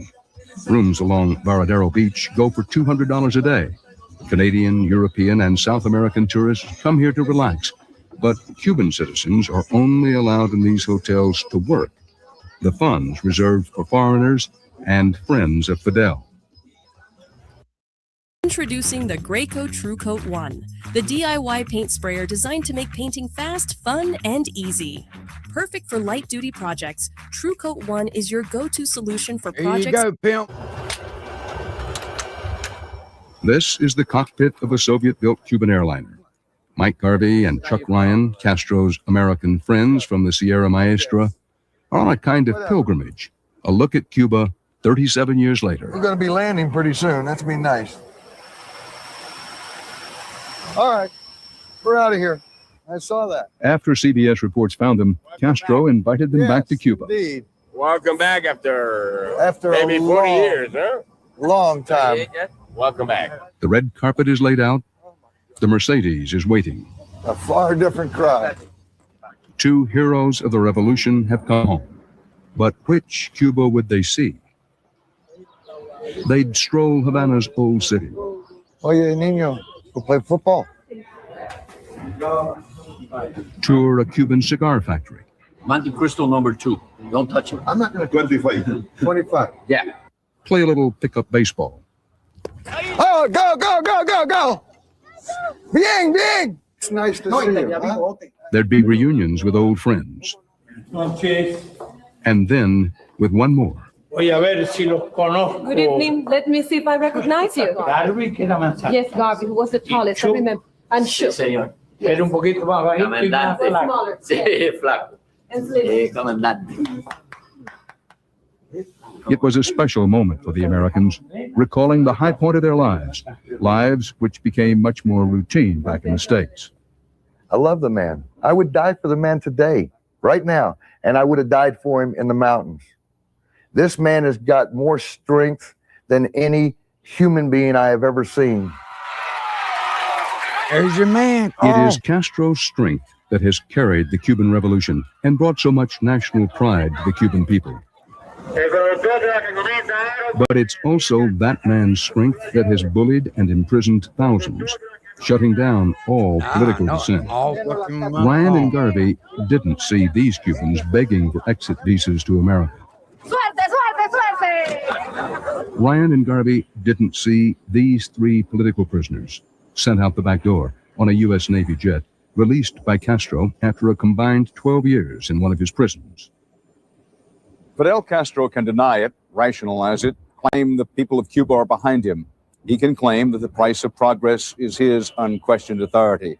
But the facts are these. There is no freedom here, not as Americans define it.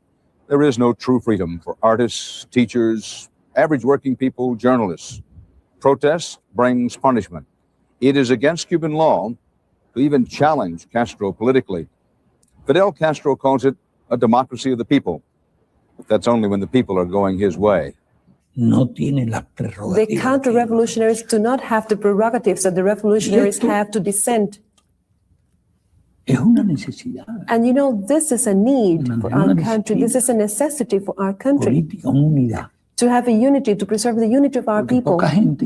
Because ha tenido la dificultad de vivir tan cerca de Estados Unidos. Few people in the world have had De ser anexada a Estados Unidos. The danger of being Ser convertida en annexated to the United States, of becoming another star in the U.S. banner.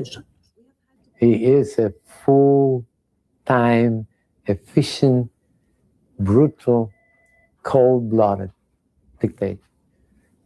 Absolutely.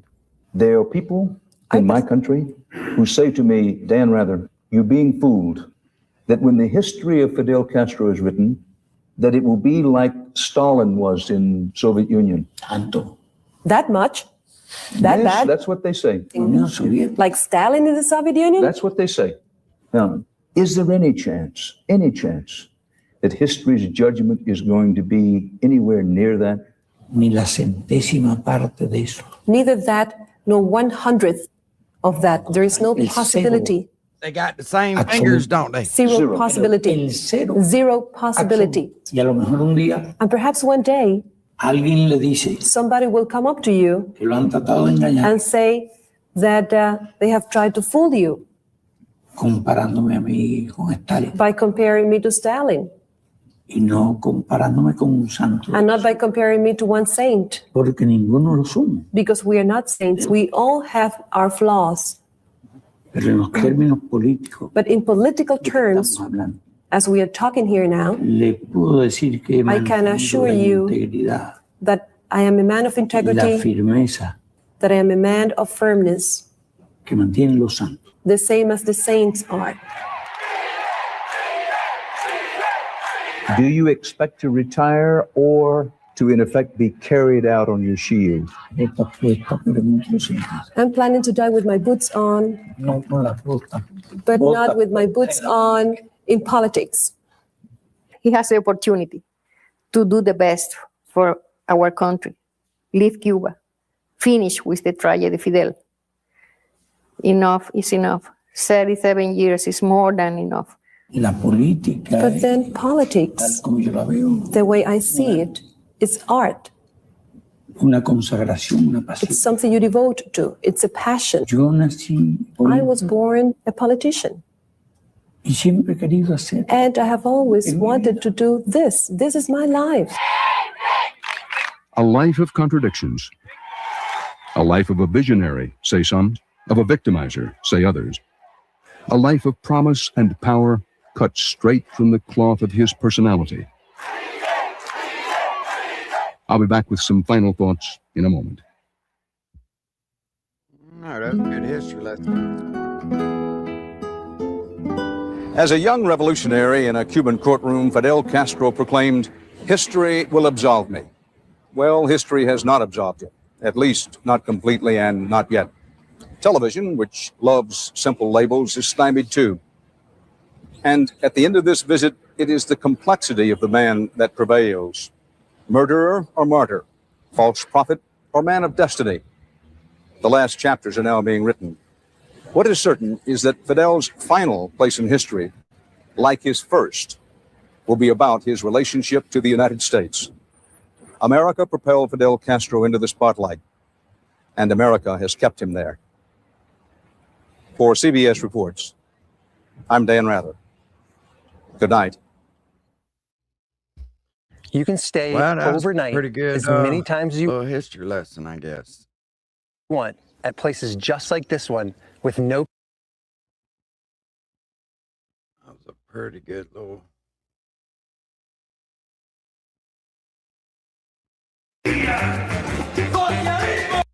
Y'all think they're going to take him out or what? I don't see why they would, though. He's 96 years old. How much time does he have left, right? But I'm going to tell you, I'd have liked to have been able to go to Cuba. You know, they sent my pops and them, this is way long time ago, but they sent them over there, them and a bunch of shrimpers. And when they got back to the United States, they impounded all their fucking boats and shit. And pops never did trust the government after that.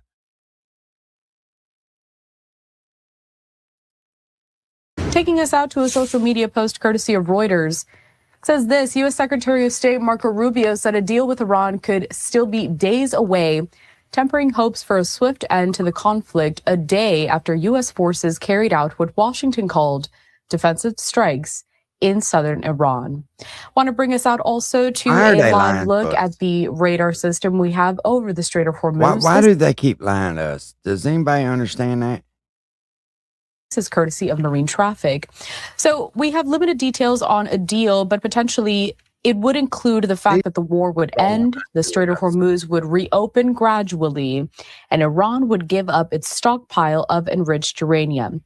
As we just mentioned, on Monday, the U.S. military carried out, quote, self-defense strikes in southern Iran, even as President Trump said on social media that negotiations with Tehran were proceeding nicely. Also, Iran's foreign ministry spokesperson. Let's see what they're actually talking about. 5:33 now. The U.S. military has carried out new strikes against Iran, even as talks may be moving forward to end the war. But still unresolved is what to do about Iran's nuclear program. Douglas Zader joining us live in Washington this morning, getting us all caught up on where developments stand on this Tuesday morning. Good morning, Doug. Good morning. President Trump says negotiations are, in his words, proceeding nicely, but the details are still scarce. President Trump laying a wreath at the tomb of the unknown soldier at Arlington National Cemetery for Memorial Day. America has always stood as a great and moral cause. His remarks included recognition for 13 American service members who have died during Operation Epic Fury. These incredible men and women Yeah, I gave know their it's Shady lives J, to but it's ensure fucking that crazy, the man. world's #1 state sponsor of terror will never have a nuclear weapon. Oh, and they won't. And while the U.S. military says it carried out what were termed self-defense strikes against Iranian missile launchers and boats laying mines, the Secretary of State Marco Rubio said a deal may be close. Like anything with something like this, and it's going to take a couple days to settle on, even down to the disagreements over a word sentence. But there is deep skepticism even among some Republicans. The chairman of the Senate Armed Services Committee, Senator Roger Wicker, wrote on X that the president is being ill-advised to pursue a deal that would not be worth the paper it is written on. The U.S. and Iran may be far apart on the nuclear issue. The gap between what we're hearing publicly between the two nations shows just how fragile these talks really are.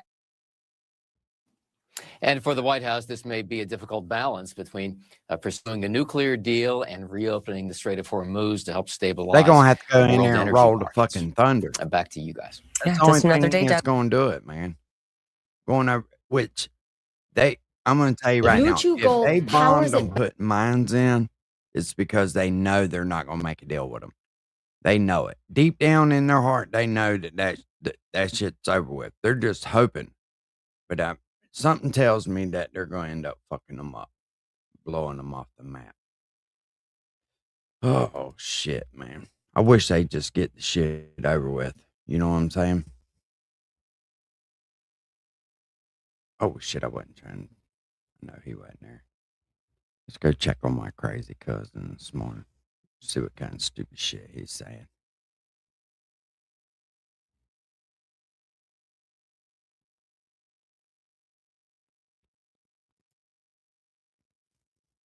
He was getting pretty crunk up last night. Those are just new stuff, though. All right. Jared Kushner fuck. I decided. Like, I'm gonna show you guys a video. This is what it's like to have consciousness. These fucking retards who tell you you're bouncing happiness and they're getting fucking downloads and they're Crazy super duper Carla. smart now and fucking, you might want to fucking second guess them. You know what I mean? Because I don't think that that's what it is. But if you want to live in bliss and ignorance and stupidity and fucking have what comes for the children come for it and think that you get a happy ending because you wanted to live joyfully in bliss and not pay attention to the things you should have. That's what I think. Nah. Well, check this out. The funniest things I remember, right at 3:44. This is more like it what it's like. It's a nightmare. Say hi to the Kia EV5 and leave no gear behind. See, for those who don't understand, consciousness, like I keep saying, in your dictionaries, you'll find out I was that it just means reading your awareness. comment. So, Crazy Carla. And in order to find awareness, what do you have to do? You know what I mean? Is awareness just given to you, or do you have to go fucking looking for it? You know what I mean? Do you have to ask a few questions, open a few doors, take a look around for Yeah, yourself? Carl, you got to open the not fucking just front trust door in others, the you know what morning I and mean? kind of, at least step outside. Don't hide from the fucking sun. Jesus Christ. Here. Check this out. This is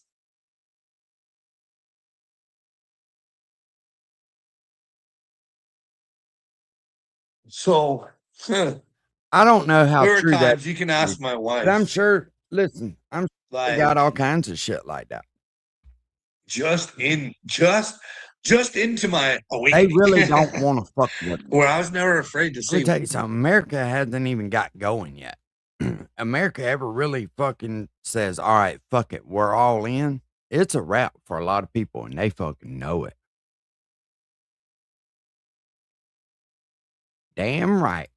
weird shit to her. You know what I mean? That way she at least knew. And I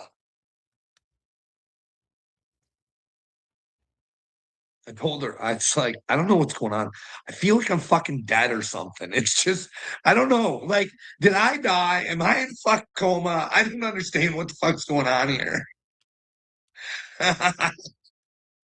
Anyways, this is a great one. Like, you guys don't like listen to what I have to say, but this is, You guys it's truly don't like listening this. to what I got to say. On camera and talk with him about it off camera. I was like, Riz, sometimes I wake up and I have this really lonely thought. And the thought is, I'm Truman in a Truman Show type scenario where it's not like everyone around me knows they're fake, but they're Sims characters and I just don't know. Because some fucking alien somewhere is playing a video game and it's a giant joke on it. And he was like, I have the same thought on it. Oh God, that just reassures this fucking It's idiot. like, wow. It's like, what is even going on? I don't understand this. They're I got this watching you, stealing your wheeltard guy, fucking visions, Carl. That's he's what it telling is. me, why am I worried about They're stealing your visions, Carl. Go get him. Go tag him 100,000 fucking times. Epstein? That was so 2004. Why the fuck do you care? Why do you care Hey, do y'all think he stayed around while I played his theme song yesterday? if he was planning a pandemic with fucking Bill Let me go Gates? get me another When you Red Bull. I'll be already right thought back. Bill Gates had something to do with the fucking pandemic. Nobody. Yeah, let's let all the creeps get away with everything they've ever done. Yeah, let's forget about Epstein. Let's forget about the fact that the FBI never fucking interviewed Bill Gates, Bill Clinton, Lex Wexner.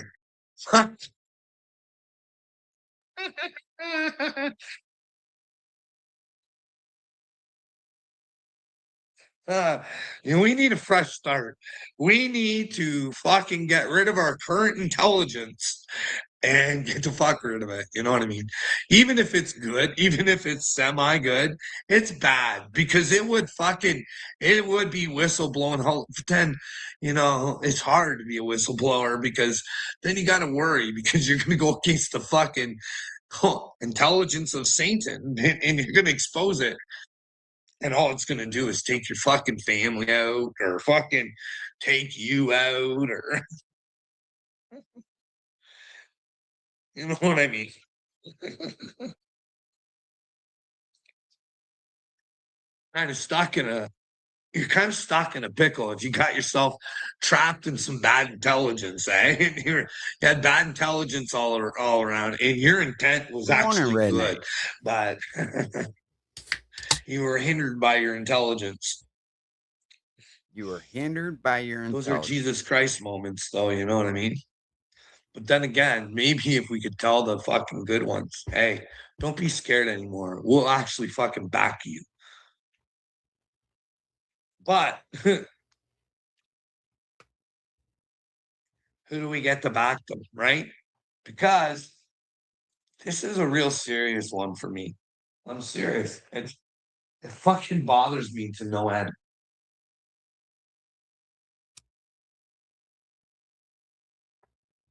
Chad's drinking Budweiser and eating ham sandwiches. And Uncle Will Stephen Greer smoking Marlboros and drinking Red Bulls, huh? Someone needs to find out if he's a Mossad agent, if he's dealing with whistleblowers. That is probably the worst group you want for people who are blowing the whistle. Hey? But maybe he's not Mossad. Maybe we can find out. Maybe we can put Ian Carroll in his fucking place. You know what I mean? But I don't understand how we hear this shit and we just assume it's true. Or people like Stephen Greer get to run and hide, because if I knew and I was in it to win it for humanity.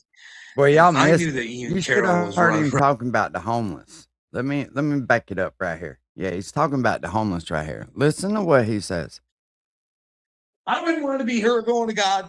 That's my thought. But a lot of people, they probably wouldn't want to be me going to God. And I do want to be me going to God. And I want to always be a better me. So I make sure that I'm with God. So if I'm not saying anything correctly and you have evidence that she hasn't been penetrated by Klaus Schwab or his associates and that he's a ding-a-ling-dang ding-dong that, well, thinks he has the power over the people and he's just wrong. He has to go to God. And that'd be a fucking, can you imagine? You know what I mean? There's no escaping it, Doug. You cannot talk your way out of it. God knows everything, Dougie. You gotta, I think this is what. Hey, y'all might not believe this, but at one time, these idiots had an active crackhead, like active crackhead as governor. But we forget. Or mayor. Is what if there is a creator? I watched and that what if our fucking shit. actions That dude do was fucking wild, bro. But hey, dog, if we're just worm meat, And you're the doing people real were well, voting him in. Hey, to be in it for yourself there, Buckjob. And convincing people that you love them, you like them, The and hell that was you were that going to dude's always name? be there for them. But in the end, Doug, you were willing to fuck them, weren't you? That's what I think. But I hope someone comes through for Dougie and, well, and we don't have to see Dougie do the Dougie when he meets Jesus. You know what I mean? But then again, he'd be rather off doing the Dougie and finding the Dougie before Jesus comes so he doesn't lose the Dougie. Who knows, eh? I don't think shit Oh, it turds was crazy. That dude was realize what they're fucking doing when they're wild, shit man. turds. But Yeah, find Rob another one of Ford. these, okay?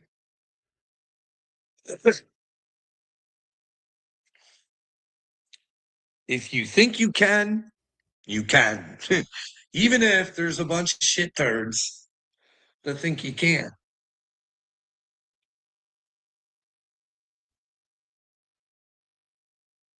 Faced the cameras that asked that he get to stay. Check this out. Of Toronto came forward today to admit he smoked crack cocaine. He faced the cameras that asked that he get to stay and go forward. Here's ABC's Lindsay Davis. It's the admission heard round the world. Yes, I have smoked crack cocaine. For months, Rob Ford, the embattled mayor of Toronto, has been dogged by allegations that he'd been caught on tape smoking crack. And today, the mayor of Canada's biggest city came clean. Am I an addict? No. When have I tried it? Probably in one of my drunken stupors. Just hours later, he fell on the sword again. Admitting it was the most difficult and embarrassing thing. Oh shit, he was Ever off to the fucking had to races after that. Other embarrassing moments caught on tape, like this one of what appears to be a tipsy mayor posted on Gawker. I'm not driving. I'm not driving. But despite calls for him to step down, Ford says he has no plans to resign. Love being your mayor. And many in Toronto love him. His is an ordinary guy image, faults and all. The heavyset mayor slipping off the scale during a public weigh-in. Amidst the scandal, out trick-or-treating with his kids. So tonight, despite the admission, fun-loving Ford just might be able to hang on to his job. Lindsay Davis, ABC News, New York. So I watched a documentary on that dude. You talking about some crazy shit? Holy fuck. Hunter Biden making him. I can't He must imagine be being a broke. loser, thinking there's nothing you can do. You're just trapped in a situation and you're just going to live your best life in it, not care, and think you're doing good. I mean, I guess if you only think you got this one life and nothing in this life really matters, so you might want to just enjoy her while you're here, then I don't know anybody who has children. You would think you would want it be better for your children, but maybe that's why these shittards do it. They want it better for their children. Meanwhile, your children get to suffer because, well.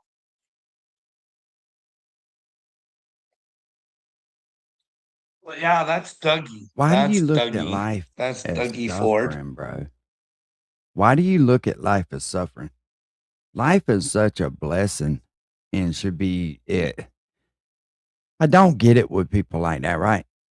Shit's a mindset. You can have nothing and really be happy. And I know people are, 15 minutes city, you're going to own nothing and be happy. That ain't what I'm talking about. What I'm talking about is when you make the most of what you got and you don't let it get you down. You get in your head, dude, like this, and it's hard to recover from that shit. You have to pull your head out of your ass and realize that you've got it pretty fucking good. It could be a lot fucking worse. I promise you. There's always He's an somebody idiot. that's got it worse than you. I think. Like, there's nothing Canadian in Canada. There's like nothing. And he's an idiot and he lies. I think he makes up stories about being a tough guy. Really, I do. Yeah, stay Canadian first. There's dude. got to be But video. he won't. He was outside of a He store. wants to You think bitch there'd about be video, another they would've- country. It doesn't they have would've anything showed to do his with him. It's heroism. it's a waste of time. Out there saying he wanted to beat up his public. What a dork. This is the same motherfucker. Instead of blaming the cops, he loves the cops are great and blah, blah, blah. Like, I don't know what's going on in America, but in Canada, it's like the Keystone Cops. I'm tired of This fucking, motherfucker I don't said look at Keystone Facebook every time, but I know what a bunch of clown the Elmer cops are here, man. They're just a fucking clown show. And I can't wait to prove it. And I'd love to have them stand against me and prove to everybody how fucking crazy I am. And I'd love them to get a sense of who the fuck they are and what the fuck they're doing to people out there with no fucking clues. Well, Carl, don't be running around They, acting they are fucking going to crazy look and like you won't a have to worry about regular it. little clown show, they are, I think. But who knows? Maybe it's me. Maybe Can I'm you the see fucking Carl out problem, there at eh? the traffic stop? Some lady gets pulled over in front of his house, right? She just turned without her blinker. Carl runs out the fucking house with his little cape and his mask on, starts fucking screaming at the fucking police.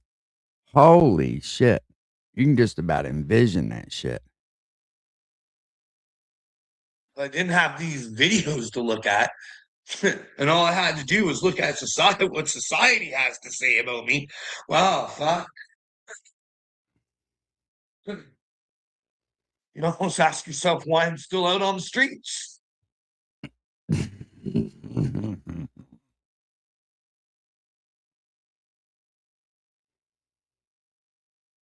Armed cops guarding King under investigation.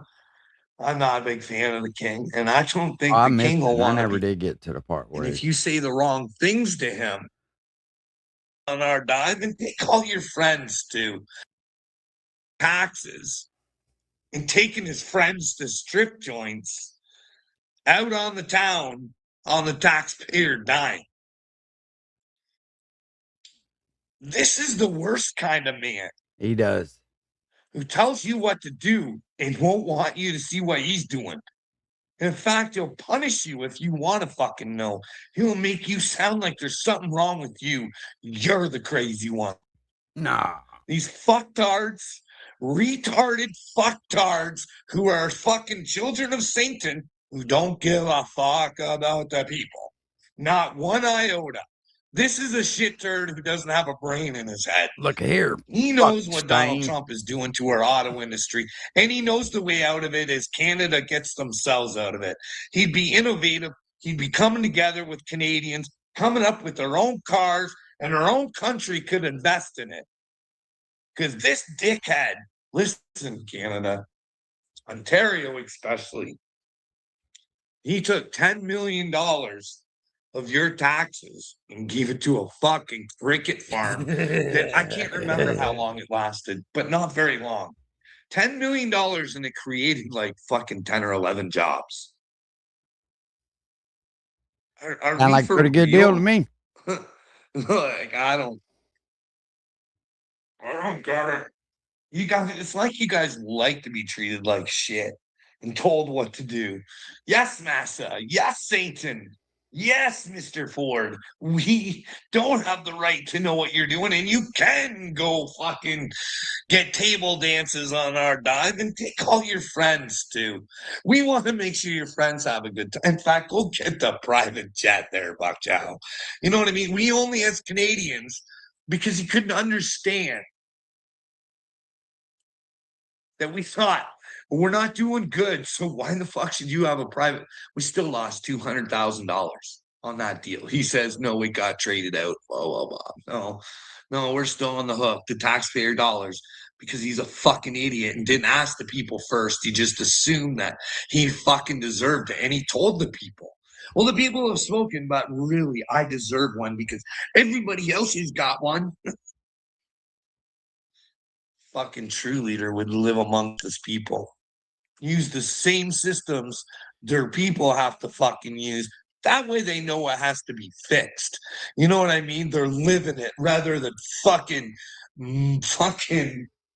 like, I don't know, man.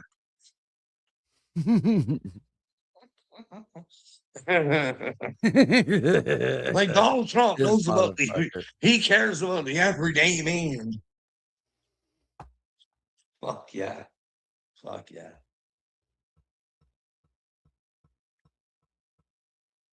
Anyways, there's some Canadian bashing. It's just my opinions and my thoughts, but any man who tells you you don't have the right to know what he's doing behind your back, and if you think different, then there ain't nothing you can do about it because it's law. And if you say the wrong things to him, that's a hate crime. That's a hate crime. And well, Dougie, he's got to know. I'm Mr. Love. I love Dougie. I do with all of my heart. Oh, nobody wouldn't have tagged Ontario Police Department on you, would they? Let's see. Oh, yeah. Yeah, Uncle Will tagged it for him. Dude on the loose. Old Carl be getting a knock on the fucking door here before long. All of my soul, and God knows it. He knows I want to see Dougie with Jesus, and he knows that I fucking know that that'd be a hard road for Dougie. That's what I think. I hope I'm wrong. I hope it's an easy road. All right, we'll speed it back up. He was talking about the fucking homeless, how it was wrong by number for them to be 33. fucking with the homeless. Who turns 33 Hey, bro, how exactly you 33 days later. You just let Carl's got a fucked up way of thinking, man. Like, just let homeless people just come and fucking post up wherever they want. You're not allowed to fuck with them. They should help them acquire places. Carl, most people are homeless because they couldn't fucking manage their bills, bro. Later. A lot of people homeless. I because don't they associate choose to with be. the illusion of being American. Well, you should be happy where you come from, but to identify with I bet it is a different 20% story, of them right? motherfuckers want to Like be I told you, Tennessee accountability. I'm not I'm not a Canadian. I'm just a resident. And I don't like the rules. And if you don't like something, you got to speak up and say something, right? So here I am trying to say something, and every time I try and say something, It for won't some be reason I'm long. He'll be crazy. fucking You know what in I mean? on I it. don't He'll think be like I just went through going Doug at Ford. Tennessee Everybody thinks I pick accountability. on Americans. My country is super fucking stupid.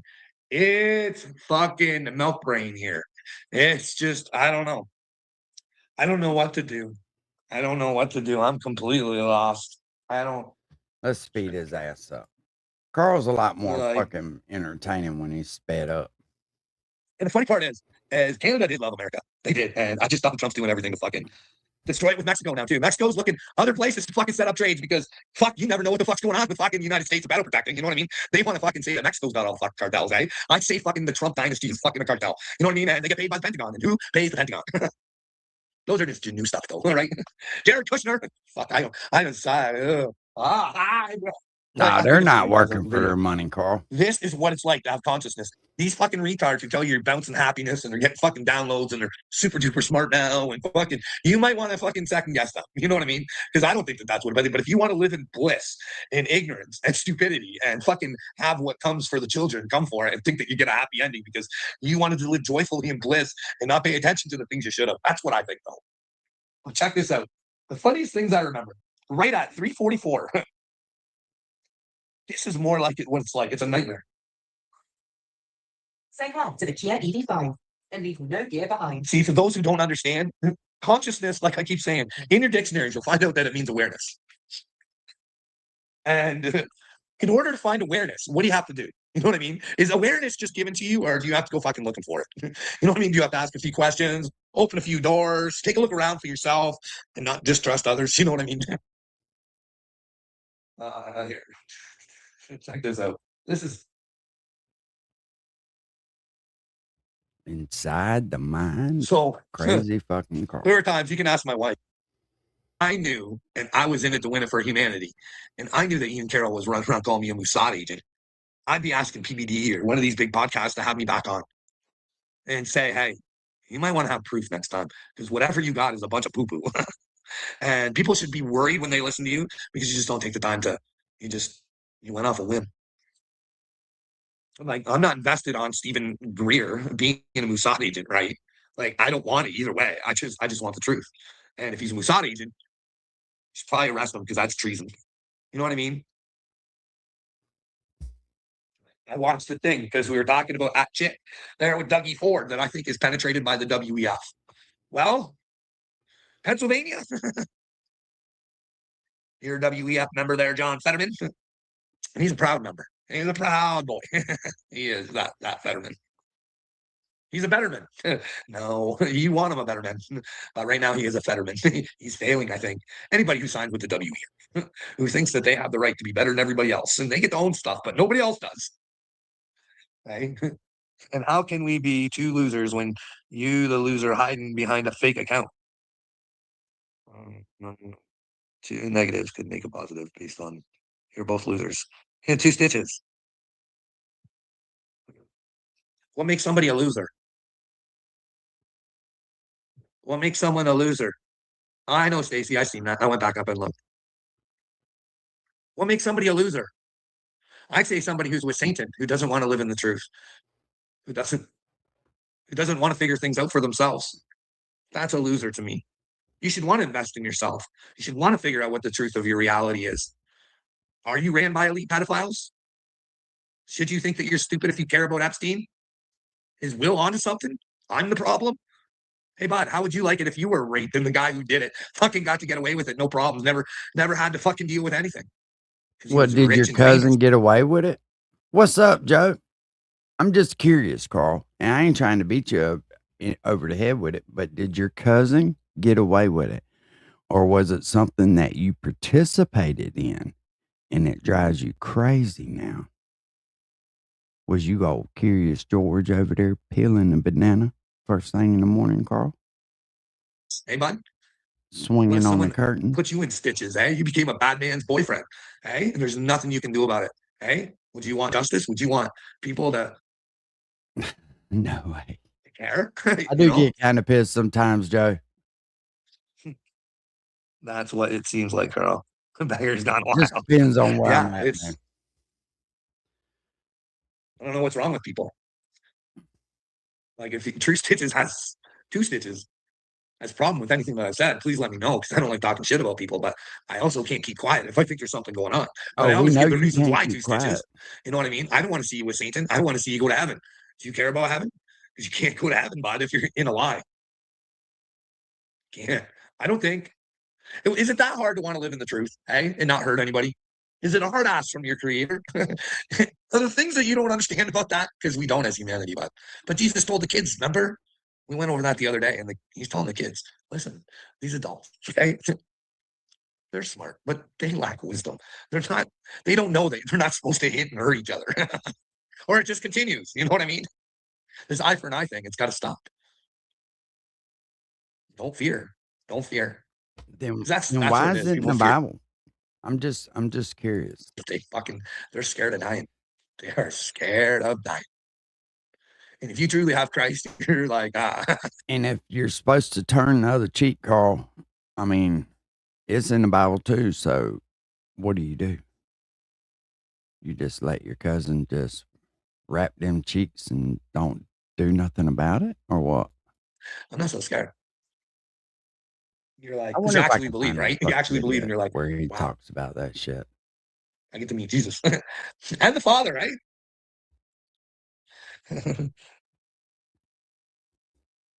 Uncle Will Well, Stacy, on the hunt. anybody who wants to have a civil conversation, there's going to be a few trolls in here. What's going on, Johnny Ringo? I see PBR was lying on your boy Rusty, eh? Not PBR. Humans, they love to make themselves fucking sound like the victim, eh? Like, I watch that, man. Like, I'll stick up for Rusty when the truth is on Rusty's side, and I think it is here. You know what I mean? I gotta be honest.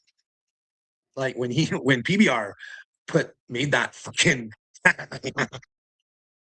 put those 2 boys on the watch list, saying they were pedos, I was like, what would possess a grown man to do that?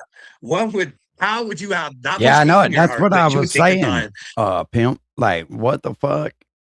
But they don't want peace, bro. They wanna get ready, and they're gonna do something big. That's why they were trying to mine the straits some more. They're just stalling the U.S. The U.S. gonna have to fucking do some major moves, man. Like, it's past time. The shit's not gonna work. In the back of their mind, they have to know that this shit's on a downhill slide from here. And build a list so it made it look like someone.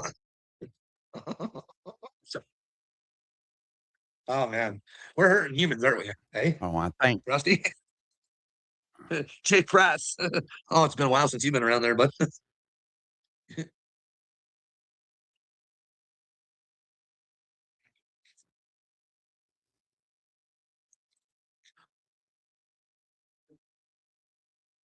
we got 7 people in here. You 7, stick around for just 2 seconds and take a little time and either type 1 or 2 into the comment section. But wait for the question, okay?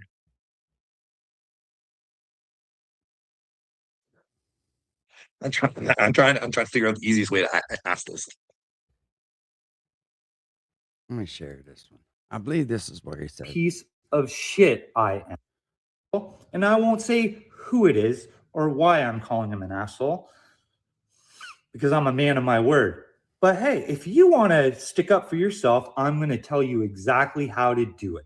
Oh, shit. Troy, I'm going to tell you how to get back at me as well. Why don't you guys, instead of sitting there wanting to hit me and beat me, you never gave me anything. So there you go. But I'm going to tell you what you can do. I'm going to show that kid. I know my dad's who wish violence upon me. I've pissed a lot of people off. There's probably more than a few people who wish violence upon me. Nah. I know my dad's sitting there going, if I ever see him, I'm going to fucking beat the shit out of him. I'm going to show that kid, that ungrateful piece of shit. Well, guess what? I'm not ungrateful. You never gave me anything. So there you go. But I'm going to tell you what you can do. Can you fix him Just like glasses? that asshole I called out, he knows why I called him an asshole, and I won't say who it is or why I'm calling him an asshole because I'm a man of my word. But hey, if you want to stick up for yourself, I'm going to tell you exactly how to do it. Troy, I'm going to tell you how to get back at me as well. Why don't you guys, instead of sitting there wanting to hit me and beat me up, why don't you guys do the same thing I'm doing? Why don't you make videos about me, telling me how weak and what a pathetic piece of shit I am, and why you did what you did? And if you tell the truth, I'll say, yeah, it's true. And if it's bullshit, I'll post it all over the place. I'll post my proof. So Eddie, there's your options, guys. You're not allowed. Carl will fuck with you later. He's just going to talk about them fucking bombing.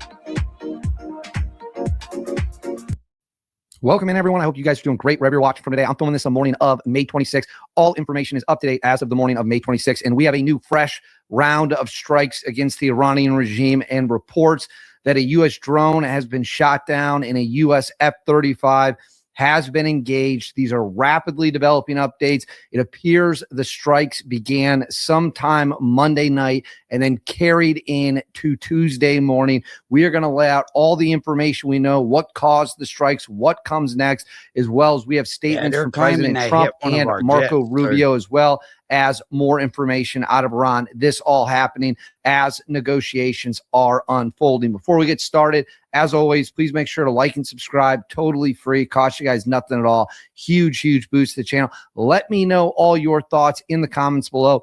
Do you want to see the strikes continue?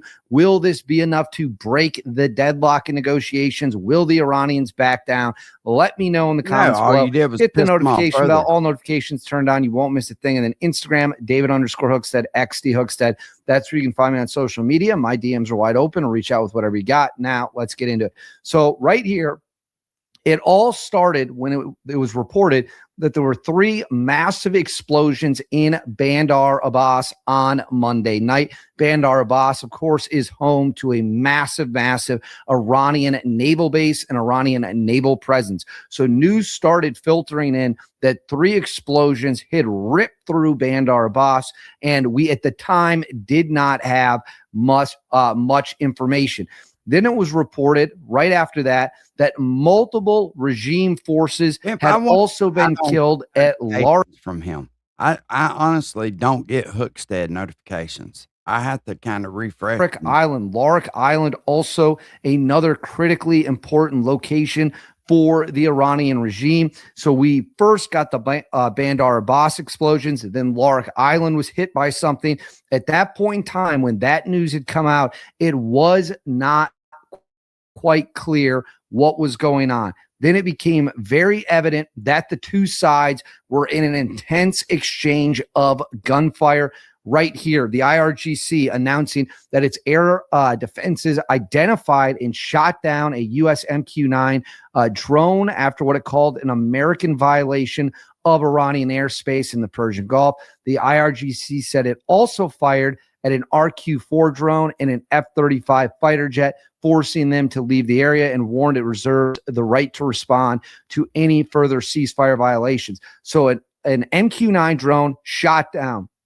Another drone engaged. Its fate is unknown.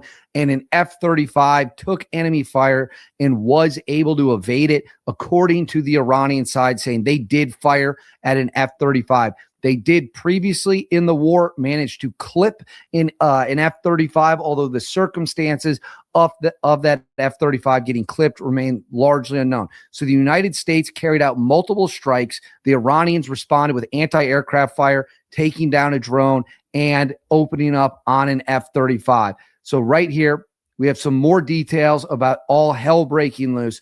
This is a rough situation of how it all unfolded. It said IRGC boats in the Gulf were identified approaching commercial shipping and or were trying to lay mines in the water. U.S. aircraft observing this were instructed to eliminate the boats in order to safeguard shipping. The strike possibly killed 4 IRGC personnel. In response, an Iranian anti-aircraft site opened fire and shot down a Reaper drone. Iran also then fired on a UAV with the call sign Overlord 02 that had been in the area, and they claimed to have shot at an F-35 as well. In response, U.S. aircraft targeted the anti-aircraft site, possibly at near Bandar Abbas. Given the explosions, CENTCOM confirmed the incident, saying its its actions were defensive, and Iran says it reserves the right to respond to strikes. Now, we do have right here from Jennifer Griffin of Fox News.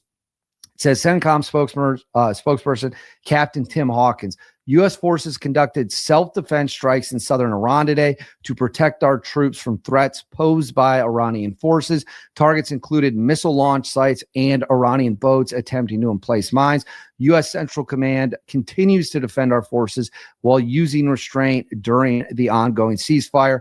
And then more details from Jennifer Griffin. Iranian boats were caught laying mines in the Strait of Hormuz. Senior U.S. officials tell me the U.S. military eliminated both IRGC vessels and also struck the surface-to-air site in Bandar Abbas that was targeting U.S. warplanes. So what we have right here is a situation where the Iranians were attempting to lay more mines in the Strait of Hormuz, attack more shipping vessels.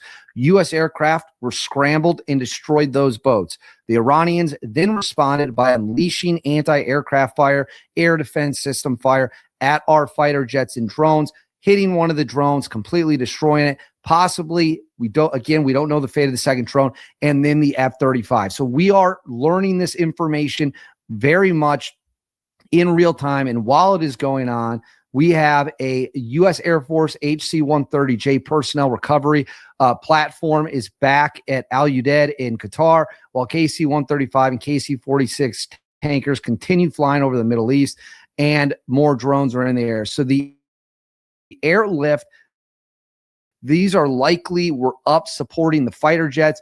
You had the C-130J, the Ghost Rider, which is a close air support system, was also up. So clearly a lot of things happened overnight as both sides continued to trade fire. Now, right here, President Trump taking a Truth Social saying the enriched uranium will either be immediately turned over to the United States to be brought home and destroyed, or preferably in conjunction and coordination with the Islamic Republic of Iran, destroyed in place or at another acceptable location, with the Atomic Energy Commission or its equivalent being witness to this process and event.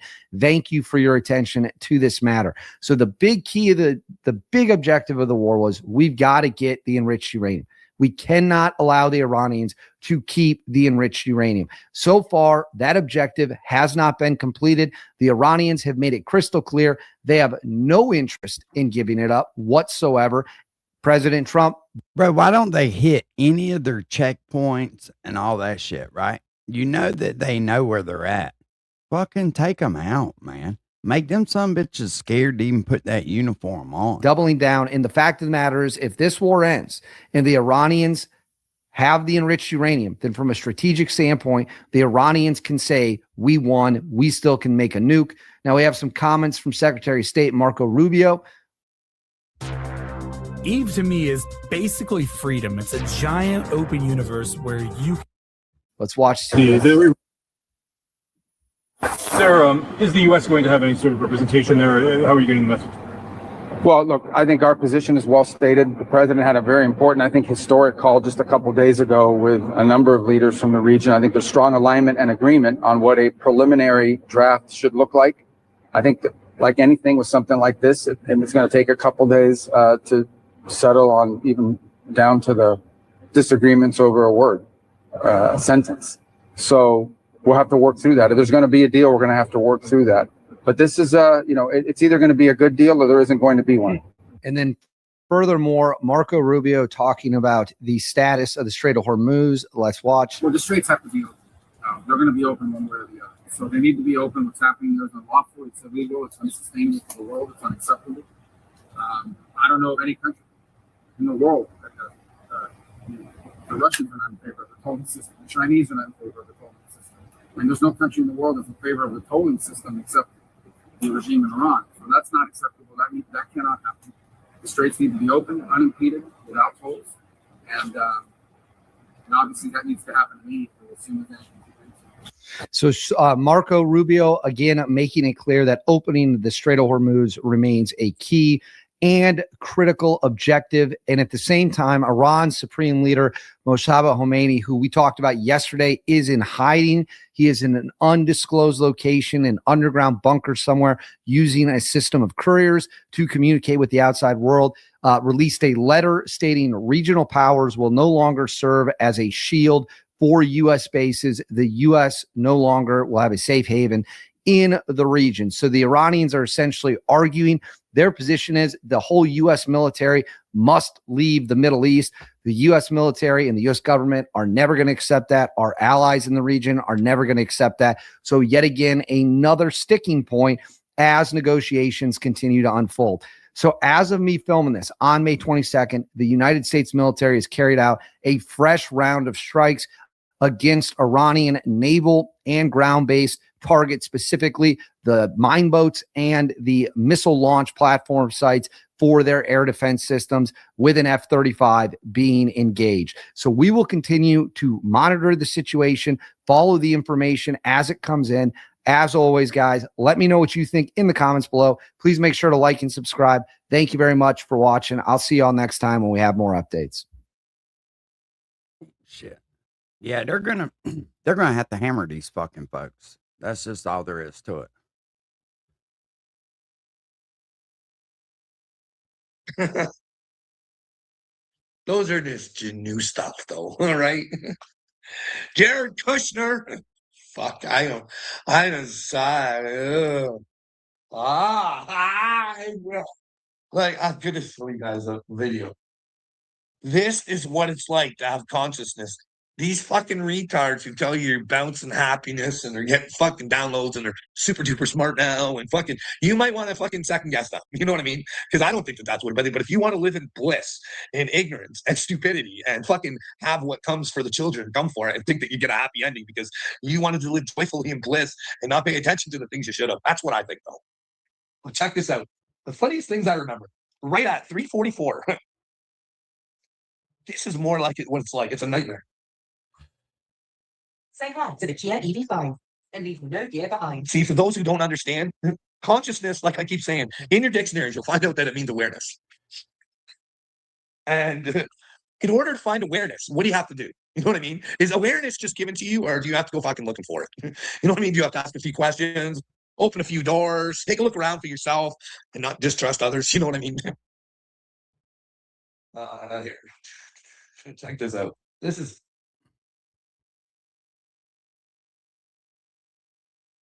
So, there are times you can ask my wife, like, just into my awakening, where I was never afraid to say weird shit to her. You know what I mean? I wish she at least knew.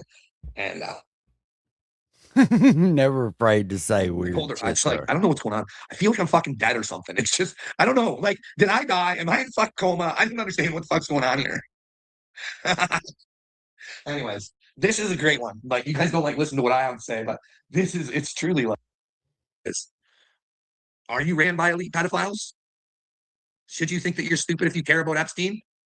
Fix all of it, right? Carl, listen, here's the thing, dude. Here's what you're fucking missing, along with a lot of other people. That shit happened in 2004. 2004. Yes, people should be upset about Epstein. But why does it take 20-something fucking years? And then all of a sudden it's this big mad rush. The shit should have been done a long time ago. That's the thing. These people live in the past, man. The dude is supposedly gone. Okay? Get it.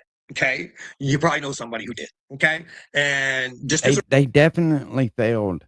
They definitely failed. I will give you that. But you're beating a dead horse who's not even around anymore.